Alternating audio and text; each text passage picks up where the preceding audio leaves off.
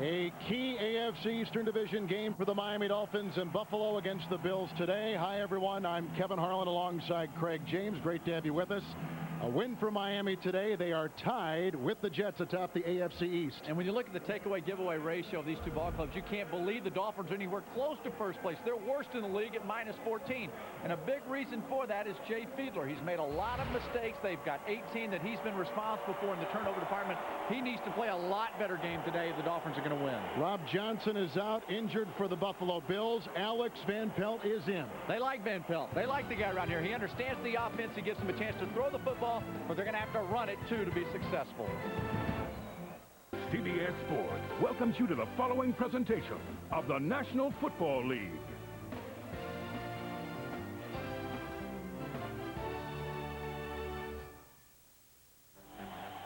For the first time this season, the Miami Dolphins are in first place. Yet a win today puts them back on top with the New York Jets in the AFC Eastern Division. Miami's defense remains rugged. It's the quarterback position that is under scrutiny. The Buffalo Bills have a new face and a new leader in quarterback Alex Van Pelt, with weapons Eric Moulds and Peerless Price. For Buffalo, the Dolphins are their biggest rival, and a win today could be the highlight of their season.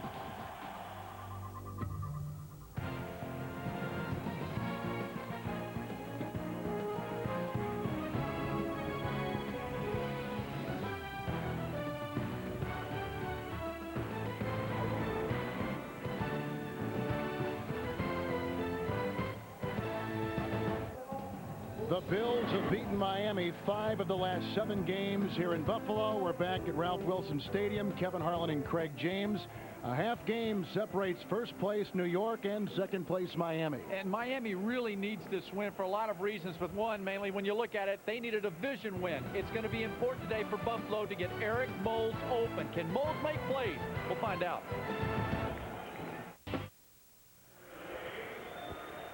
Weather will be a factor today here in Buffalo. For more on that, downstairs we go to Beasley Reese. All right, thanks a lot, Kevin. You know, the Bills dealt a blow already. They looked at the schedule and figured that those Dolphins coming in here would be freezing. It would ice the fish. Well, it is very pleasant, although the wind could be a factor. Now, when you take a look at these two arch rivals, it really got bad in the 70s when Miami won an NFL record 20 straight over the Bills. I talked to the fans. They say throw the records out of the way. If they beat the fish, it will save a dismal season. Back to you. Well, Bees, you saw that guy without his shirt on in our open, dancing up in the stands, had plenty of turkey. He's ready. All he wants is a W painted on that big gut.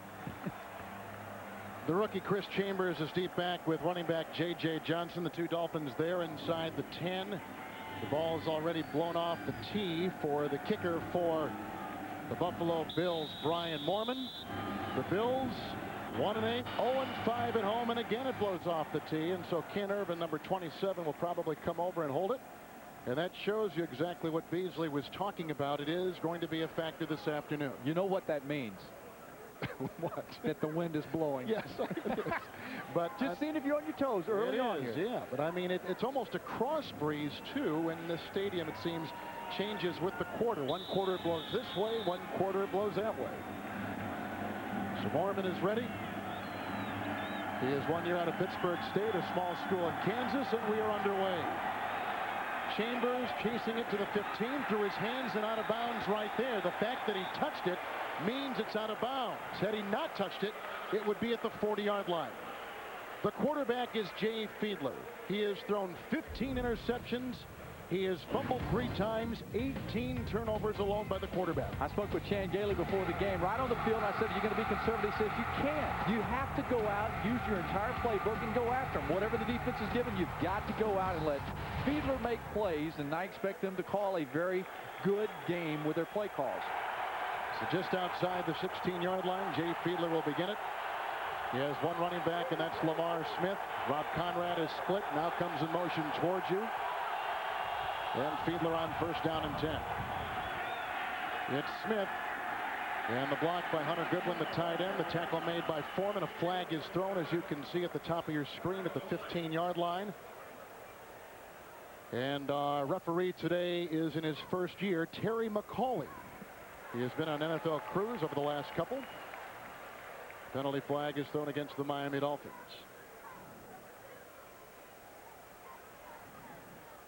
Every time we have a game, it seems like the referees, they get a workout, don't they? Yeah. Are we jinxing these guys? I don't know. I know we got the head of officials here in the building formation. today. Offense. The tight end was covered. 5-yard penalty. Repeat, first down. Now let's go to the Miami offense. One of the developing stories today. You'll notice the center is Heath Irwin and not Tim Ruddy. Ruddy has a right knee sprain, will not play today. Irwin makes his first NFL start as a center. Smith and Conrad in the backfield. McKnight and Gadsden as the wide receivers. The tight end is Hunter Goodwin. Now it is 1st and 15 with the ball pushed back just outside the Miami 11. Smith remains in the backfield, gets the fake. Fiedler with time, dumps it across the middle, hits the aforementioned Smith, who is put down immediately by Keith Newman, a loss of 2 on the play. That'll bring up 2nd down and long. Hansen is back with Price, Pat Williams, and Aaron Schobel on the defensive line of Buffalo. Linebackers, the rookie Spoon, flanked by Jay Foreman on one side and Keith Newman on the other. The hard-hitting safeties, Carpenter and Hill. Antoine Winfield and Nate Clemens are the cornerbacks. The Buffalo defense comes in number 12 in the NFL today. 2nd down and 17 with the ball resting at the 10. McKnight is on the move. Fiedler with the handoff to Travis Minor, who is in the game for the first time, plowing his way by the 15 up to the original line of scrimmage, the 16, and picks up 6 on the play. It'll be 3rd down and about 11 to go. And 2nd-year head coach of the Dolphins, 8th year as a head coach in the league, Dave Wanstead, who came as the head man from the Chicago Bears. Greg Williams in his first year as the coach of the Buffalo Bills. For the last 4 years, he has been the Tennessee Titans defensive coordinator. He's hoping for that rivalry theme to come through for his team today and give them a lift, some energy. 3rd down, 11 at the 16. Minor in the backfield in the shotgun feeder. There goes a flag. Minor gets the call, grabbed and devoured by Hansen. No gain on the play, but our 2nd flag has been thrown.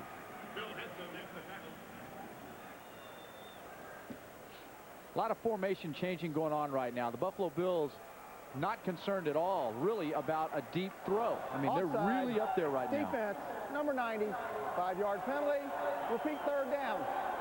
Greg Williams is a guy that has told us since we had them early in the season, we can't make mistakes when we stop a team. We got to go out there and play smart football, get the ball back for our offense, and not stop hurting ourselves. And that's just something they've done all season long. Travis Minor remains in the backfield. 4 receivers deployed. 3rd and 6 at the 21.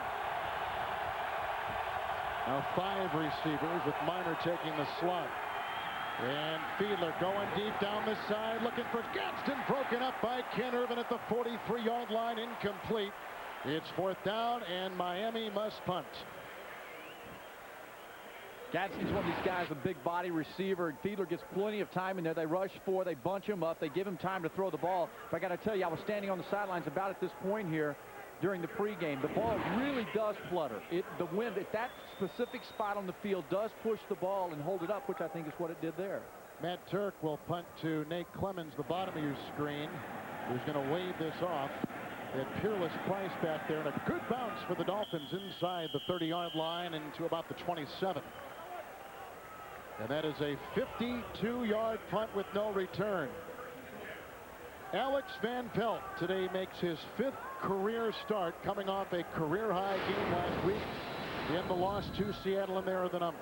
Yeah, and you know, when you talk to him, this is something he doesn't even want to have sacks that he gives up. This offense is designed to get back, get rid of the football, and to find Eric Moulds. They are trying to move the formations to get number 80 open. Eric Moulds, that's who they want to get the ball to. So Van Pelt begins it from his own 27 after the Miami punt, 1st down and 10. Henry and Centers are in the backfield, and the handoff goes to the rookie, Travis Henry, who has a problem fumbling, and he charges up the middle for 3, bringing up 2nd down and 7. He's spotted near the 30-yard line, the interior of that line. Moreland Greenwood making the stop. John Fina, Reuben Brown, Conatee, Hulsey, and Jerry Ostrowski, the offensive line of the Buffalo Bills. Henry and Centers in the backfield. Price and Moulds are the wide receivers, and Jay Remersma is the tight end for Buffalo, coming in at 1-8 this season. They've lost 4 consecutive games, 7 in a row at home. Second down, 7 from the 30, and outside they go to centers, and broken up nicely by linebacker Derek Rogers. That'll bring up third down and 7. The Miami defense, number 3 in the NFL, with the front line of Mixon, Bowens, Ernest Grant, Jason Taylor. Daryl Gardner out, back surgery yesterday. They don't know if he'll come back the rest of the year. Rogers, Thomas, and the rookie Greenwood are the linebackers. And in the secondary, the safeties, Brock Marion and Arturo Freeman. Patrick Surtain and the rookie Jamar Fletcher are the cornerbacks. Sam Madison will return, they say, next week. Third down, 7 from the 30. Centers by himself in the backfield. Van Pelt fires a pass downfield, incomplete for the angular tight end Remersma. And like Miami before them, the Buffalo Bills got to punt the ball away on their first possession. Tried to bunch him up over there, see if they can get a mismatch with a wide receiver, getting somebody on him like a strong safety linebacker, and just didn't work out for them. But one thing that I noticed right here, normally Alex Van Pelt is excellent on his drop and throw right away. He's made a decisive decision on letting the ball go, and hasn't seen that in his first series. Brian Moorman to punt. Jeff Ogden, who has had fumble problems this year, gets it at the 22. A block from Ward, and he takes it up to about the 35-yard line. A 48-yard punt, a 13-yard return. And we are scoreless in Buffalo. A windy day in Buffalo. Kevin Harlan, Craig James, Beasley Reese. Miami punted the first time they had it. Buffalo just punted. And so here's the second possession for the Miami Dolphins at their 35, 1st and 10.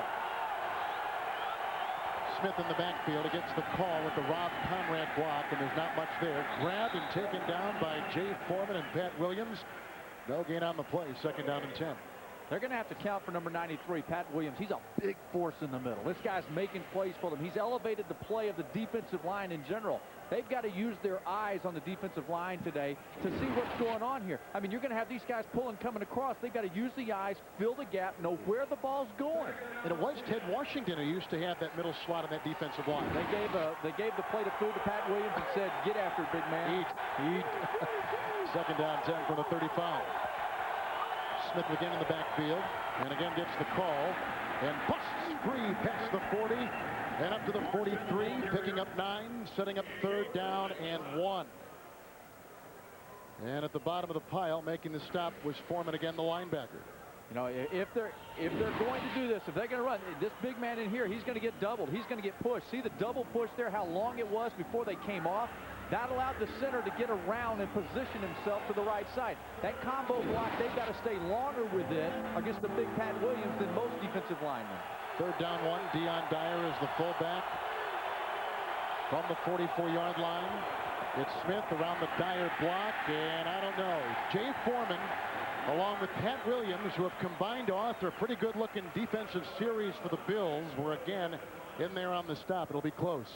This is like 10-on-10 football. It's just like rugby match. Just get up there, bunched up, a lot of people around the ball. Somebody's down there. It is Brandon Spoon, the linebacker, and a rookie from North Carolina. And this team, boy, they lose Sam Coward early in the season, a linebacker who was headed to the Pro Bowl. He's a Pro Bowl level linebacker. They just keep getting one nick after the next on this team. It'll be fourth down and about the length of a football. And Wanstead wants to punt. And indeed, the group now comes out. On the road, you can't take a chance. There's no way you take a chance at somebody. You're going to give them a little bit of hope or field position. So we have an injury timeout. Miami is set to punt, and we'll pause here from New York. The NFL on CBS is sponsored by Bud Light. For the great taste that won't fit you up and never lets you down, make it a Bud Light. Burger King, home of the Whopper. And by the all-new 200-horsepower Acura RSX Type S.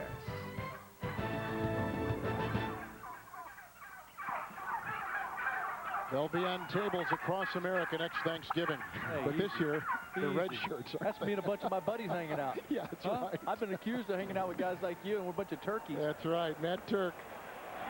But the fake snap, and up the middle it goes. And Miami trying to get a first down, nudging it past the 45-yard line. May have gotten the first down. Yep, they did, as it signaled for. And the fake went to Travis Minor.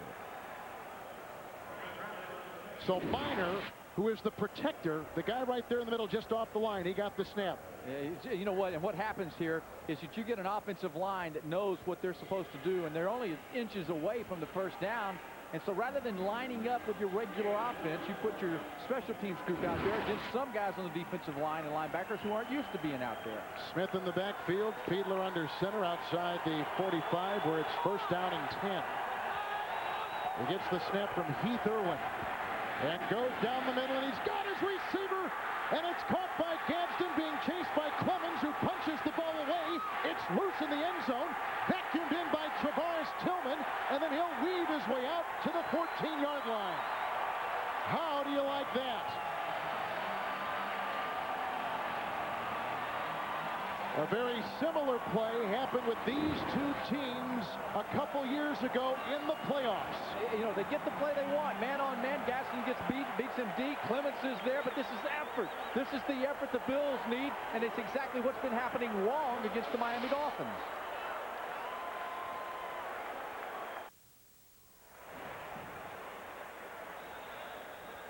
The Miami Dolphins are dead last in the turnover category this year, and you can see they've lost a ton of fumbles. What is most amazing about that, though, Craig, is you're 6-3 and they're certainly in the hunt. So after the fumble in the end zone, 1st and 10 for the Buffalo Bills at their own 15-yard line, and the handoff goes to Sammy Morris, who's wrestled down by Kenny Mixon. No gain on the play, setting up 2nd down and 10 from the 15.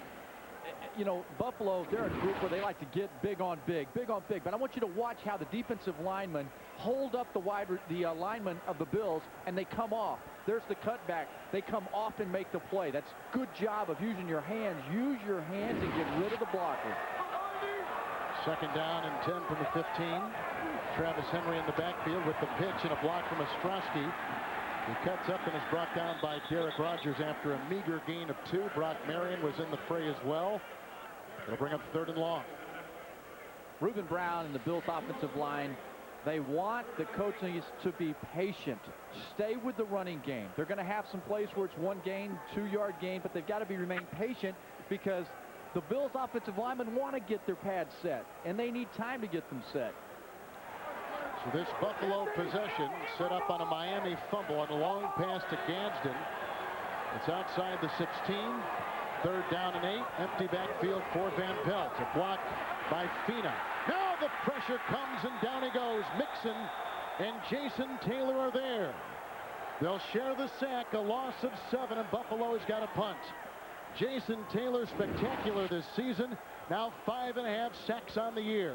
And you know what? This is all a function of what they do getting up the field. There's pressure, and it's not decisive on Alex Van Pelt's part. Set your feet, move up, let it go. He couldn't let it go because Taylor had driven back Fina into him. He couldn't let the ball go. Mormon will punt, and the Dolphins have 2 back. And Dedrick Ward at about the 44-yard line. He can fly. The ex-Jet is inside the 40 and brought down on the play by Mo Unatoa, who snapped the ball. A 17-yard return after a 46-yard punt. The NFL on CBS is sponsored by Visa. It's everywhere NFL fans want to be. And by Nextel, how business gets done. After the Buffalo punt, a pretty good return. Miami at the 39-yard line. We told you before in that previous series by the Dolphins when Gadsden fumbled the loose ball in the end zone that it happened before in this game, Buffalo and Miami. Playoffs a couple years ago. Flutie threw a long pass to Molds deep in Miami territory. The ball was punched away, and that was an early turnover there. 1st and 10, shotgun formation for Fiedler from the 39. Downfield it goes, and Gadsden makes the catch. Tackle made by Clemens. And the gain is to the 19-yard line, a pickup of 20 yards on the play as we take our first trip to New York in Jim Nance. All right, Kevin, after a 13-play Steeler drive led to a field goal, the Titans come back with their first play from scrimmage. Air McNair to Dyson, 68 yards. Titans in front 7-3. Back to Kevin and Craig. Jim, no surprise there. Tennessee has beaten Pittsburgh 7 of the last 8 times they've met. 1st and 10 inside the 20. And the handoff to Smith without much there. An avalanche of Bills come there. Bryce Fisher in the middle of the fray. No gain. 2nd down and 10. I got to tell you, I watched a lot of film on this team here, and Lamar Smith running the football, and they're talking positively, and they want to say good things about Smith in the running game, the potential of it. But in my mind, I felt like he's running cautious. His eyes are down. He's not seeing the hole. He's not running down the hill like he usually does. And in this game here, I'd be watching him. I'd say, hey, is the guy running with his eyes, or is he just tucking it up looking for a yard? Less than 2.5, last handful of games. 2nd down, 10 inside the 20. Smith again. A lead block by Conrad opens up the gate, and he slithers inside the 15 to the 14. It's a gain of 6. Tackle made by Travares Tillman. It'll be 3rd down and about 4. Here's how you find out whether the guy's running with his eyes or not. Watch how when the block comes across that he uses his feet and he jumps back to the inside. Lamar Smith sees it, follows his fullback right here. See that right there? That's where he comes back to the inside, and that's running with your eyes, following the right block. Some nice patience in there, too, to see where that hole is. That's using your eyes. Let them work for you. It's 3rd down 4 at about the 14-yard line for Miami in a scoreless first quarter. Fiedler. Pocket crumbles. He's on the run. He's got a 1st down inside the 10. Diving inside the 5 into the 1. Brought down by Pat Williams and Travares Tillman. It's a scramble up 13 yards for Jay Fiedler. And Dave Wanstead told us last night he needs to do more of that. Oh, man, you're in the same meetings, but you're stealing my thunder. I'm getting ready to say the same thing. All right, I got to reload here. Yeah, reload. Here we go. But he does. He says, look, we encourage our quarterbacks to run the football if there's nothing there, especially right now, Kevin, because he is struggling. The last thing he needs to do is force the ball in there for an interception and have his teammates wonder like, oh, my gosh, here we go again. Ray Lucas is in. 1st and goal from the 1. Deion Dyer, the fullback, couple tight ends. Lucas with the block from Dyer, chased from behind by Foreman, and wrestled down at about the 3 and a loss of 2 on the play. Jay Foreman's had a good first quarter.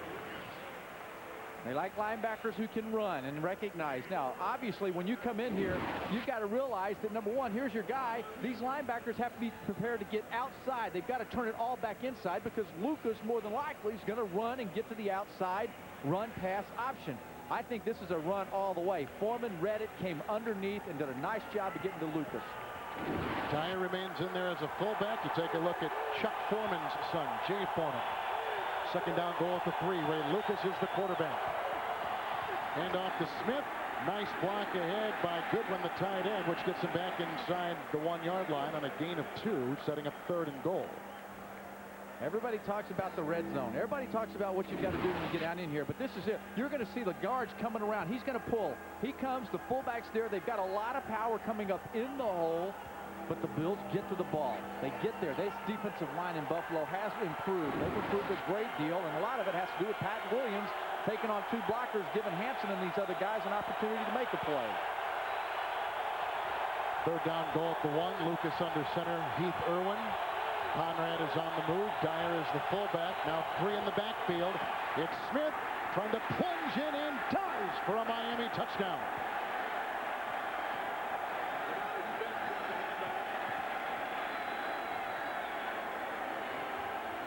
Lamar Smith, his 4th touchdown run of the season. As soon as they brought Conrad back around to the outside, like he was going to come to the backfield for an option kind of deal, that took the linebacker outside of it. He does cross the plane there. It is a touchdown. And the Dolphins convert, taking pressure off of Jay Fiedler at quarterback. The goal line is part of the end zone. There you go. When you break the plane, Alindo Mate will try the extra point. He's perfect this year and stays that way. So the Dolphins get good field position on this drive. Their workhorse, Lamar Smith, pounds it in from a yard, and they've got an early 7-0 lead.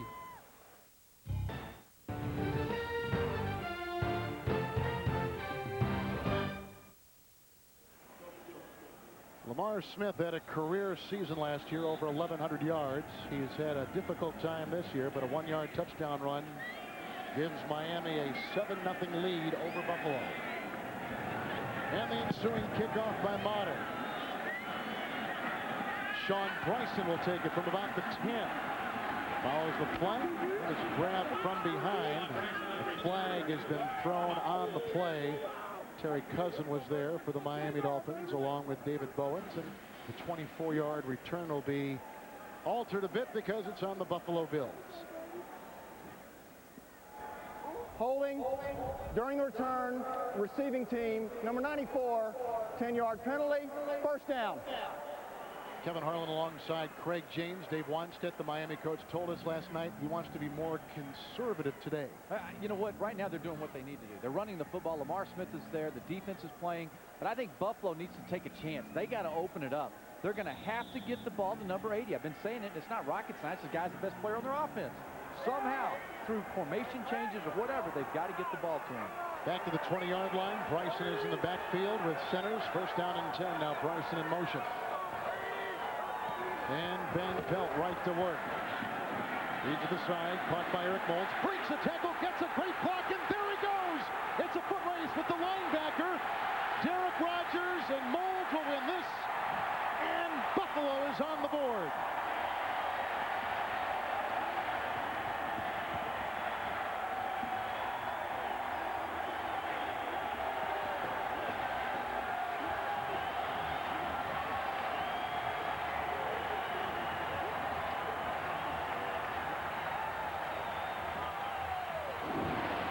Well, I'm glad that they're listening to our on-cameras there. You know, get the ball to number 80. You know, and what they've done here is the Dolphins were trying to put Patrick Surtain over there to protect Jamar Fletcher. They wanted Surtain covering number 80. Moulds is the best player on their offense. They got to get the ball in his hands. When you do, things like that happen. That touchdown pass, the fourth longest in Bills history. The extra point by Jake Arians, which ties the game at 7. So Eric Moulds, who has been complaining in the press about not getting enough touches, Eric Moulds, number 80, gets a season-long 80-yard touchdown reception. So Eric Moulds, who has had great success against Miami in his past, namely that 99 playoff game where he had 9 receptions, the two-time Pro Bowler, with a nice play, and you can see some of the effectiveness that Alex Van Pelt brings to this offense. Decisive. Get rid of the football. That's what this West Coast offense is here. Mike Shepard, their offensive coordinator, wants them to get back 3 or 5, let the ball go. And 90% of the time, Van Pelt is good with his reads, knowing where to get the ball. Dolphins are coming off a shellacking last week to the Jets, 24-0. Seattle just got by Buffalo last week, 23-20. And after the Moulds 80-yard touchdown reception, the ensuing kickoff picked up by Chambers. Runs into a fray. Reggie Germany at the bottom of the pile along with Deshaun Polk. And a return of 14 yards on the play. Tonight on CBS, they couldn't stand each other until they realized they were perfect for each other. Oscar winner Tom Hanks and Meg Ryan star in the blockbuster comedy You've Got Mail. That's tonight after 60 minutes. Except on the West Coast on CBS. That's a good movie. I'm telling you, it's a fun movie. Good feel movie. It is. She's never sent me mail, though. No. You? No. Huh? And I doubt she will. Okay. So after that long touchdown pass to Moulds, which ties the game at 7, Fiedler first and 10. The handoff to Smith, grabbed and taken down by Pat Williams after a gain of a couple on the play to the 32. It's a gain of 3, bringing up second down and 7. You know, Heath Irwin has never started a game at center, right? And he's in for Tim Ruddy. Asked Jay Fiedler last night in our meeting. They said, hey, how is Irwin? Have you taken any snaps from him? He's right here in the middle of the field. There's the big guy. He's got to go against Pat Williams. That's not an easy task. Coming off on the linebacker, finds his man. Williams again shedding the block of the guard, getting into the ball carrier. But he's doing a nice job so far. 32-yard line, second down and 7. Fiedler to Smith, the Conrad block, the Goodwin block, and again not much there. Brandon Spoon, Rayon Hill, number 39, off the bottom of the pile. Sean Price, gain of 1. We talked to Fiedler, and he told us that all week long, because Ruddy didn't practice that much this week, it was Heath Irwin who was giving him the snaps. And you know what? If you're going to have an injury to a center, to your center, better it happen early in the week so you got time to practice with it, which, you know, you don't have all, you got the players used to the cadence, the calls by the center, and with Irwin not having any experience there, replacing Tim Ruddy's a big call. Good point. Travis Minor in the backfield. There you see the new center for the Dolphins. They're down 7 from the 33. Fiedler to the side, looking for Chambers. The defender fell. The catch was made inbounds at the 45-yard line. He beat the fallen Irvin, a 23-yard gain on 3rd and 7 and a first down for Miami. Miami really has high expectations for this guy Chambers. He's a big receiver. He's a fast receiver. Does he get them both down in there? No huddle offense. And the handoff to Minor on 1st and 10 runs right into the grasp of Bryce Fisher and is brought down at the 37-yard line, a gain of about 8 on the play. You know why they did that?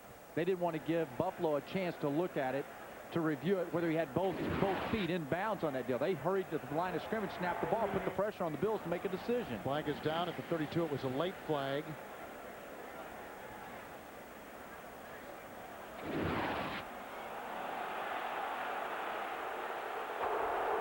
Defense, 12 men on the field. Penalties decline. Second down. So what they did, they hurried it up. They put the Bills under the gun there, trying to make a decision on whether they're going to call for a replay. He gets the left foot down. I don't see the right one come in. He only had 1 foot down, but because the Dolphins went to the line of scrimmage, 2 things happened. 1, they didn't get it reviewed, and number 2, they had 12 men on the line on the defense over there. Hard to even see them from both those angles if they got it in. 2nd down and 2 from about the 36.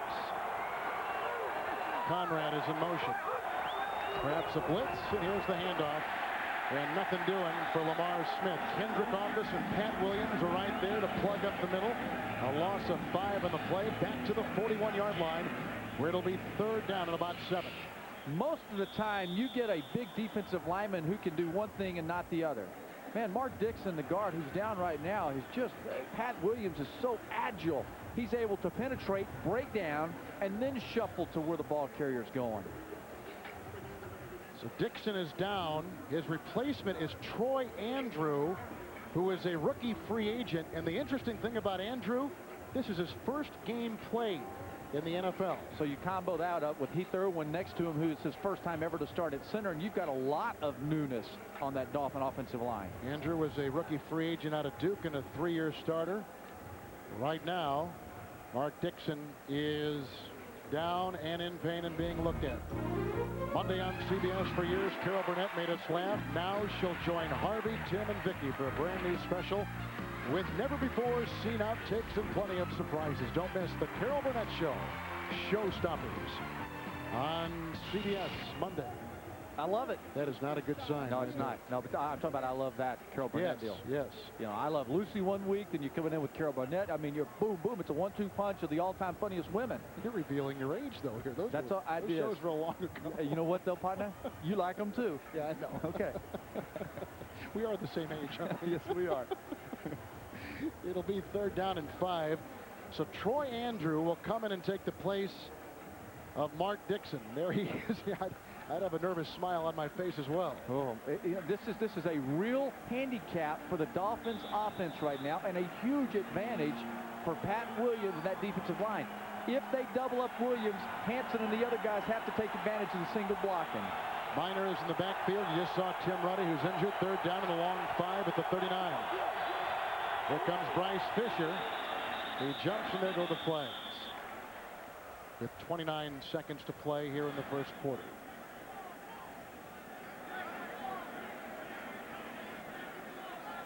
A little rotating going on right now. Offside, defense, unabated to the quarterback.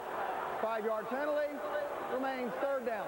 Pat Williams in a passing situation. They brought him off the field to rest him, give him a little air. They bring another group in. They're trying to stay fresh with Pat Williams, which is smart because if they can stop, they feel like if they can stop Lamar Smith in the ground game, then they've got a chance to win the game.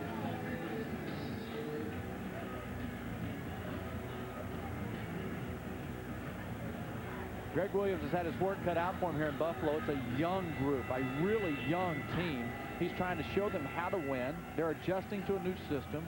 They're adjusting to having players who have been injured. Their quarterback, Rob Johnson's down. Now they're going with Alex Van Pelt. So there's a lot of change in things that have taken place here in Buffalo, and I like what Greg's doing. You know, he's a proven winner. He's been a good, successful defensive coordinator. I think he has a good support system around here, Kevin.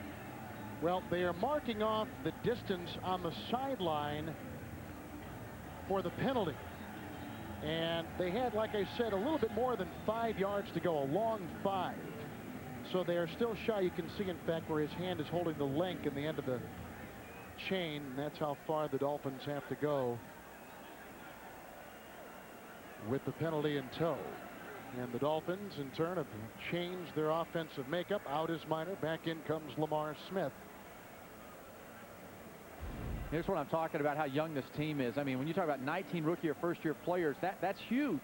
Their average experience is only 3 years. Average age is here. I mean, 31 veterans that they've lost in the last 2 years. And a lot of assistant coaches are different and new here. So there's a lot of change and newness. And therefore, you have to be realistic with your expectations for this team. It takes time to put it all together. Now 3rd and inches inside the Buffalo 35. Smith is back in. Goodwin positions himself on the outside. Fiedler will plunge. He's hit. The Progress gets him the first down, though. Tillman is the one that initially hit him, but it wasn't enough, and Fiedler does grind his way for a first down, and the Dolphins keep the drive alive. He paid for it, didn't he? He did. He earned that one. What about this as we see time winding down here in the first quarter? Well, they may measure it again. Yeah, they may call your whole card on this one. I mean, he really, because Kevin, when he got hit initially, it pushed him back about a half yard, 2 yards, and then he had to regain the momentum to get it over to where he was. Well, may have jumped the gun. There's the Progress. You got it. See, I know it was right. You know it all along. you jumped on the fence. You were straddling right away. Well, his Progress, to me, was very obvious, which was this push right there. Yeah. And then Tillman got it. But the Dolphins lose a lot of push, a lot of chemistry now. With Dixon gone, with their center Irwin, it's not a layup that a 4th and an inch or a 3rd and an inch is going to be made. They've had some fireworks. Buffalo had an 80-yard touchdown pass to Bowles, which tied the Dolphins. Miami scored in a 1-yard touchdown run by Lamar Smith. We're tied at the end of 1. We begin the second quarter in Ralph Wilson Stadium, sold out today in Buffalo, New York. Kevin Harlan, Craig James, Beasley Reese. First down and 10 after quarterback keeper by Fiedler. First play of the second quarter. Handoff fake. And here comes Fiedler out of the pocket, chased by Hansen. Flag is thrown. Pass caught downfield by James McKnight at about the 16-yard line. 18-yard gain as it stands now. Flag was thrown on the play. A little bit of holding. Fiedler's an accurate thrower. They keep saying, Dave was saying, look, this guy can throw the football. He's accurate. Don't worry about that. Holding. Offense. Number 83. 10-yard penalty. Repeat. First down. Hunter Goodwin, the tight end. And Fiedler likes to roll. He likes to move the pockets. He likes to get to the outside, and it's effective because they're so concentrated on the inside, stopping the running game. You talked about chemistry. I'm intrigued by that comment with 2 new offensive linemen in there right now. Yeah, can you imagine the conversation? Hey, Irwin, what do I got? I don't know. You figure it out. I mean, there's a lot of changes, sometimes subtle, where there's not even a word made. It's nothing said. It just happens physically. First and 20 with the penalty at the 44-yard line. Smith in the backfield. Fiedler, the short drop, quick throw, downfield, looking for McKnight. Incomplete, double covered, but the primary coverage by Antoine Winfield. It'll be second down and 20. Coming up in the next till halftime report, join Jim, Mike, Randy, and Jerry. Scores, highlights, and news from around the NFL, plus a report from the Raiders-Giants game coming up next on the Nextel halftime report from New York. Is there a quarterback controversy in Miami? No, and again, visiting with both Wannstedt, Fiedler, Changalian pregame, they all support this guy. They say, look, he has had 3 interceptions before in the first half and brought us back to victory in the second. They have confidence in him long term. Travis Minor is in, second down 20 from the 44. Outside it goes, bobbled and drops. Incomplete pass to Chris Chambers. Coverage by Winfield again.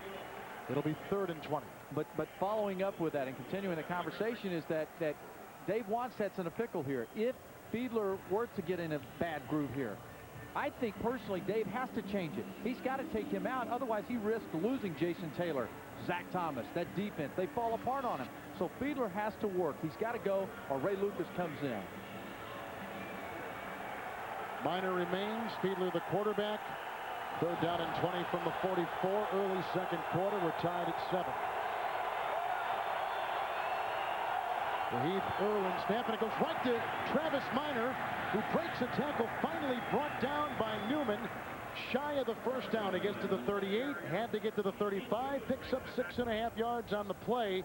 We've seen 2 fakes now called by Dave Wanstead, a fake punt to Minor and a snap directly to Minor from scrimmage. Not enough. And Miami, we think they're going to punt. It's that deception, man. There's so much of it going on. I mean, it's really for the Bills, though. They'll give them the 6 or 7. They can care less as long as they punt the football here. And how about Minor, who is a rookie, is the guy that has been involved in both trick plays. The punt by Turk. Inside the 10 and down right there. There's Travis Minor again. He's ubiquitous all over the field. A 27-yard punt. They spot the ball at about the 11. Buffalo will get it back. The Bills and Dolphins tied at 7 here in Buffalo. And for you Miami fans, your left guard, Mark Dixon, has a right ankle injury. They are evaluating him right now. They have not determined whether or not he can return to the game. Kevin? All right, Bees, and 2 new offensive linemen for the Miami Dolphins after the Dolphins just punted. It's first down and 10 for the Buffalo Bills. Bryson in the backfield from the 12-yard line. And Bryson gets the call. Breaking one tackle, breaks another from Arturo Freeman and Zach Thomas. The leading tackler for the Miami Dolphins brings them down. Gain of 5. It'll bring up 2nd and 5 from about the 17. Here with the players and coaches wear shop for authentic apparel and merchandise for the holidays at NFL.com or AOL keyword NFL.com. We wear that, don't we? We'll wear whatever they give us free. Yeah. 2nd down and 4 from the 17. A fake to Bryson, who offers a block for Van Pelt, who fires a pass to Moulds, breaks another tackle, grabbed by Surtain, fumbles the ball. It's loose and beckoned in by Arturo Freeman, who is down at the 40. And now the turnovers even at 1 apiece. On long pass plays, ironically enough, Miami gets it back. Yeah, on the outside over here, they do a nice job of blocking Jason Taylor out. They get the play they want. Moulds to the middle of the field. But again, people have got to hold on to the ball down the field. The NFL on CBS is sponsored by Staples. Staples has everything you need for your business at great low prices. A diamond is forever. Show her how much you love her this Christmas. And by Enterprise Rent-A-Car. Pick Enterprise. We'll pick you up. The Buffalo Bills just fumbled on a long pass play. Eric Moulds, who's got an 80-yard touchdown pass today, just fumbled it deep in Miami territory. And you can see the giveaway takeaway story for the Buffalo Bills not all that good either. Miami is -14, Buffalo -10 coming into today. Yeah, the Bills, it's not good, and that's why the record's bad. You know, that's what's surprising is how good the Dolphins are, as bad as they are. They are going to challenge to see if Moulds was down. And let's get our first look at it. I can't imagine why they would challenge this thing. I mean, I just don't think it's a fumble. That's a clear fumble. And, I mean, we've got the Bills assistant coaches. They're over here in a booth next to us. We can see through the glass. They're watching it. Clearly down. I have no idea what they've seen. That the runner was down by contact for Miami. Yeah, I don't see what might have prompted them to want to challenge this. Because they will lose a timeout if they lose the challenge. Give you an idea of what instant replay this year has done in terms of overthrows. Through 10 weeks, the regular season, there have been 136 reviews. 46 have been overturned. It's very difficult. It has to be totally conclusive. And to waste a timeout in the second quarter, I'm not so sure that's a good call, especially on something like this right here where there's no knee down. No. The ball's gone. Clearly stripped of the ball by the Dolphins. But the judge and jury is on the field, Terry McCauley, and he will give his opinion in just a second. Miami, as we began the broadcast today, we talked about the importance of this game. Losing last week to the Jets, who are idle today. Miami wins. There is a tie for first place atop the AFC Eastern Division. 7-3 New York, and perhaps 7-3 Miami. Miami and the Jets are sitting there at 4-1 division record. They're strong with their division record when it comes down to head-to-head, right? The Dolphins at 2-2. They need divisional wins. The Jets have done so many things. They've won 4 consecutive games. And again, we continue to look at the same replay, which to me is about as conclusive as any replay we're going to see. And Terry McCauley will take a look at it under the hood. And when you talk about the average time of a review through the 10 weeks of this regular season, it's been about 1 minute 2 seconds, 1 minute 2 seconds. And the total delay in the ball game's been 3 minutes 7 seconds. They're always conscious of this. They're aware of it. They're trying to speed the game up, make a decision, get out of the peep tank, go on back out there. So there we are in the position we stand today, because the AFC East has the Jets on top, and you talked about their 4-1 right there division record. Yeah, that's big. That's big when it comes head-to-head at the end of the year. We've talked about their 4 straight wins for the Jets, 3 in a row on the road. They're averaging defensively, the opponents, about 7 points a game against New York, so their defense is stout. Now today, New England plays New Orleans. Big game. Big game for both teams. You know, maybe what they're, was he laying on him, which means that he's down? I don't think so. I just don't think so.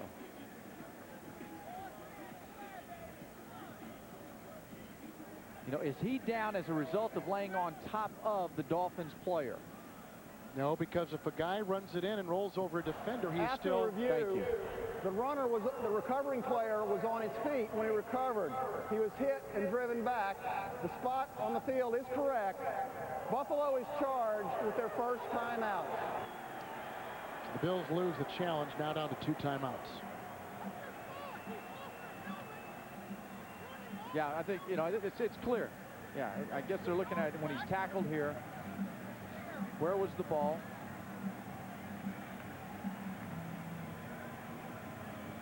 They took a long time to make their minds up on something I thought was pretty easy. Well, they got it right. Because, yeah. The bottom line is they got it right. They did. Bills fans might not agree No, with you. yeah, exactly. So the ball is just shy of the 48-yard line in Miami territory. The turnovers are now even at 1 apiece. Buffalo with 2 timeouts. The Dolphins have all 3. First down and 10. Fiedler under center. Heath Irwin. Smith in the backfield, and Conrad joins him. A fake by Fiedler. Here comes the rush. Winds up. Going deep. Looking for Chambers. Incomplete. And Chambers has found himself in pools of Buffalo double team coverage all afternoon long. It'll be 2nd down and 10. Yeah, and you know what? They're really doing a nice job. They're going to have to move the pocket. They're going to have to get him out of the middle of the field to help protect not Fiedler, but the offensive line. On the inside in here, look how they pass him around. These 3 guys responsible for those 2 guys. Dixon's, he's gone, right? So they've got a young guy starting at right guard. They've got a lot of newness up there, so they're going to move the pocket and try to shuffle Williams and keep him up there. 2nd down 10 from the 48. Smith again in the backfield for Fiedler. There's a block by Falau and a pass outside for the twisting and turning Aronde Gadsden. And he's down to the 46-yard line of Buffalo. He picks up 6 yards on the play. It'll be 3rd down and 4 as the Chiefs have an early lead, and San Francisco the same over the Colts. Colts just don't have a defense. You know, they lose Mike Peterson, their best defensive player. They struggle over there. They're going to score points, but they don't have enough to stop those 49ers, I don't think. Travis Minor has come back in. Now it's 3rd down and we'll say 5 from just inside the 47. Shotgun snap, the pitch out to Minor, a block by Falau, and outside he goes, trying to deep from 1st down and is stopped. Ken Irvin was there. Tavares Tillman was there. And about a yard shy of the 1st down, a gain of 3. It's 4th down and 2. And again, Miami will punt. And again, here he is. It's just a speed toss. They're going to try to pull to get out here to log this man on the inner line of scrimmage. That's a really nice job if you can get out there and get him hooked. He didn't really block down, which really caused him to come back a little bit. Minor had to shuffle back just a little bit and gave that Bills defense time to get over there to stop him short of the 1st down. Matt Turk, the punt inside, is on 47. Peerless Price is back inside the 15. The wind is blowing across the field. And this will land in the end zone. Chased that way by Scott McGarrahan. 44-yard punt. So Dave Wannstedt and the Dolphins can't cash in on the Buffalo fumble. Buffalo fumbled. Miami couldn't do anything with it. They punt, and Buffalo now takes over. First down and 10 at the 20 on the touchback. Sammy Morris is a receiver. Sean Bryson in the backfield, and from the 20, Alex Van Pelt hands off to Bryson. A block by Halsey. They blow this dead in mid-motion. Prior to the snap, false start, offense, number 71, 5-yard penalty, remains first down. Well, there's some bad news for Dolphin fans. A broken leg, a fractured leg for Mark Dixon will not return today. His return for the season, of course. Well, you put 2 and 2 together. It's going to be tough. Tim Ruddy, Mark Dixon on defense. Gerald Gardner, more than likely, is going to land on injured reserve with a bad back and surgery this week. Sam Madison. They lose Brian Walker. So there are a lot of issues the Dolphins are having to deal with. First and 15 with the penalty back at the 15-yard line. Bryson remains in the backfield for Alex Van Pelt, who played at the University of Pittsburgh. And outside he goes to Bryson. Breaks a couple tackles. We've seen a lot of broken tackles today by the Bills. Finally, Surtain brings him down at about the 21. Wednesday on CBS, Garth Brooks performs live from the beautiful beaches of South Padre Island. It's your last chance to catch Garth Brooks live coast to coast Wednesday on CBS. Kevin Harlan alongside Craig James. Beasley Reese is on the field for us today, as always. Alex Van Pelt, who broke all Danny Marino's University of Pittsburgh passing records. Second down and 9 at the 21. Bryson grabbed by Taylor. Down by Rogers and Brock Marion combining on the stops. Gain of 3 on the play. Third down and 6. You know, one thing's really interesting is we've seen these defensive backs get burned a little bit here. Beasley, with the wind swirling like this, do you change your posturing and how you cover guys? No, not really, Craig. I think what you assume is that the quarterback cannot have as much control over the ball, particularly on long passes. So you look at it as an opportunity, and I think you'll see these guys play a little tighter. Bryson again in the backfield. You see as much Travis Henry as he did a couple weeks ago when he started and had over 100 yards against the New York Jets. Third down 6 from the 24. Van Pelt fires a pass. It's intercepted by Brock Marion. He picks it off, weaving his way downfield. Blockers ahead, brought down by Larry Centers. Brock Marion has just made his first interception of the season. The 16th of his career. And returns it 22 yards to the Buffalo 10-yard line. Yeah, the Bills come over here and they put Price and Eric Moulds to the same side. They bring Moulds across the middle of the field, and you can see right here how he's squatting. He's waiting. His responsibility is to bracket. Once he brackets and jumps inside, Van Pelt didn't see it. Price stayed to the outside and didn't move to where Van Pelt thought he was going to go. Brock Marion with some good moves. Of course, he needs him. He's raising 4 daughters in his wife bar, so he knows all about that. It's first and goal at the 10. Fiedler gives off to Smith, who plows his way, moves a pile. Finally, Foreman and Rayon Hill bring him down after a gain of 3. Second down goal at the 7-yard line. This is where that Bills defensive line has to penetrate. They have to take advantage of Tim Ruddy not being there, Mark Dixon not being there. This is where they have to step up and make a play. The Bills coaching staff and Greg Williams have been pleased with the progress they've made. Now they want to see them in the red zone. They want to see them do something with it down here. Receivers are McKnight and Gadsden. Smith in the backfield. Second down goal at the 7. Fiedler to the end zone for the angular Gadsden, incomplete and covered by Nate Clemens, who is a rookie. It'll be third and goal at the 7. Hey, this is one of those areas where you find out, you know, really if Chan Gailey and those guys are telling you the truth. Are they really going to stay after it and be aggressive with the play calling with Jay Fiedler, not protecting him? And I think that's an indication there that they make the call, they get the matchup they want, but maybe Fiedler, even though he says he's not cautious with his throws, maybe he does put it a little bit too high. Yeah, that's a great point. What about his confidence point? Well, it's right there on the edge. It has to be. Third down goal at the 7.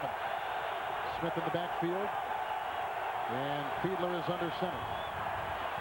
To the end zone, and over the head, almost uncatchable for receiver James McKnight, the ex-Dallas Cowboy. Sean Price gave a little Thanksgiving Day kiss over there as he let go of the football, but they went to the inside and then back to the out, and they thought they had it. He was open. He was open there. That's 2 plays in a row where they got the matchups, the looks they wanted, and Fiedler didn't hit him. So the Buffalo defense holds Miami with a goal-to-go situation out of the end zone, and they'll have to settle for a 3-point try from Olindo Mare. And he knocks it in.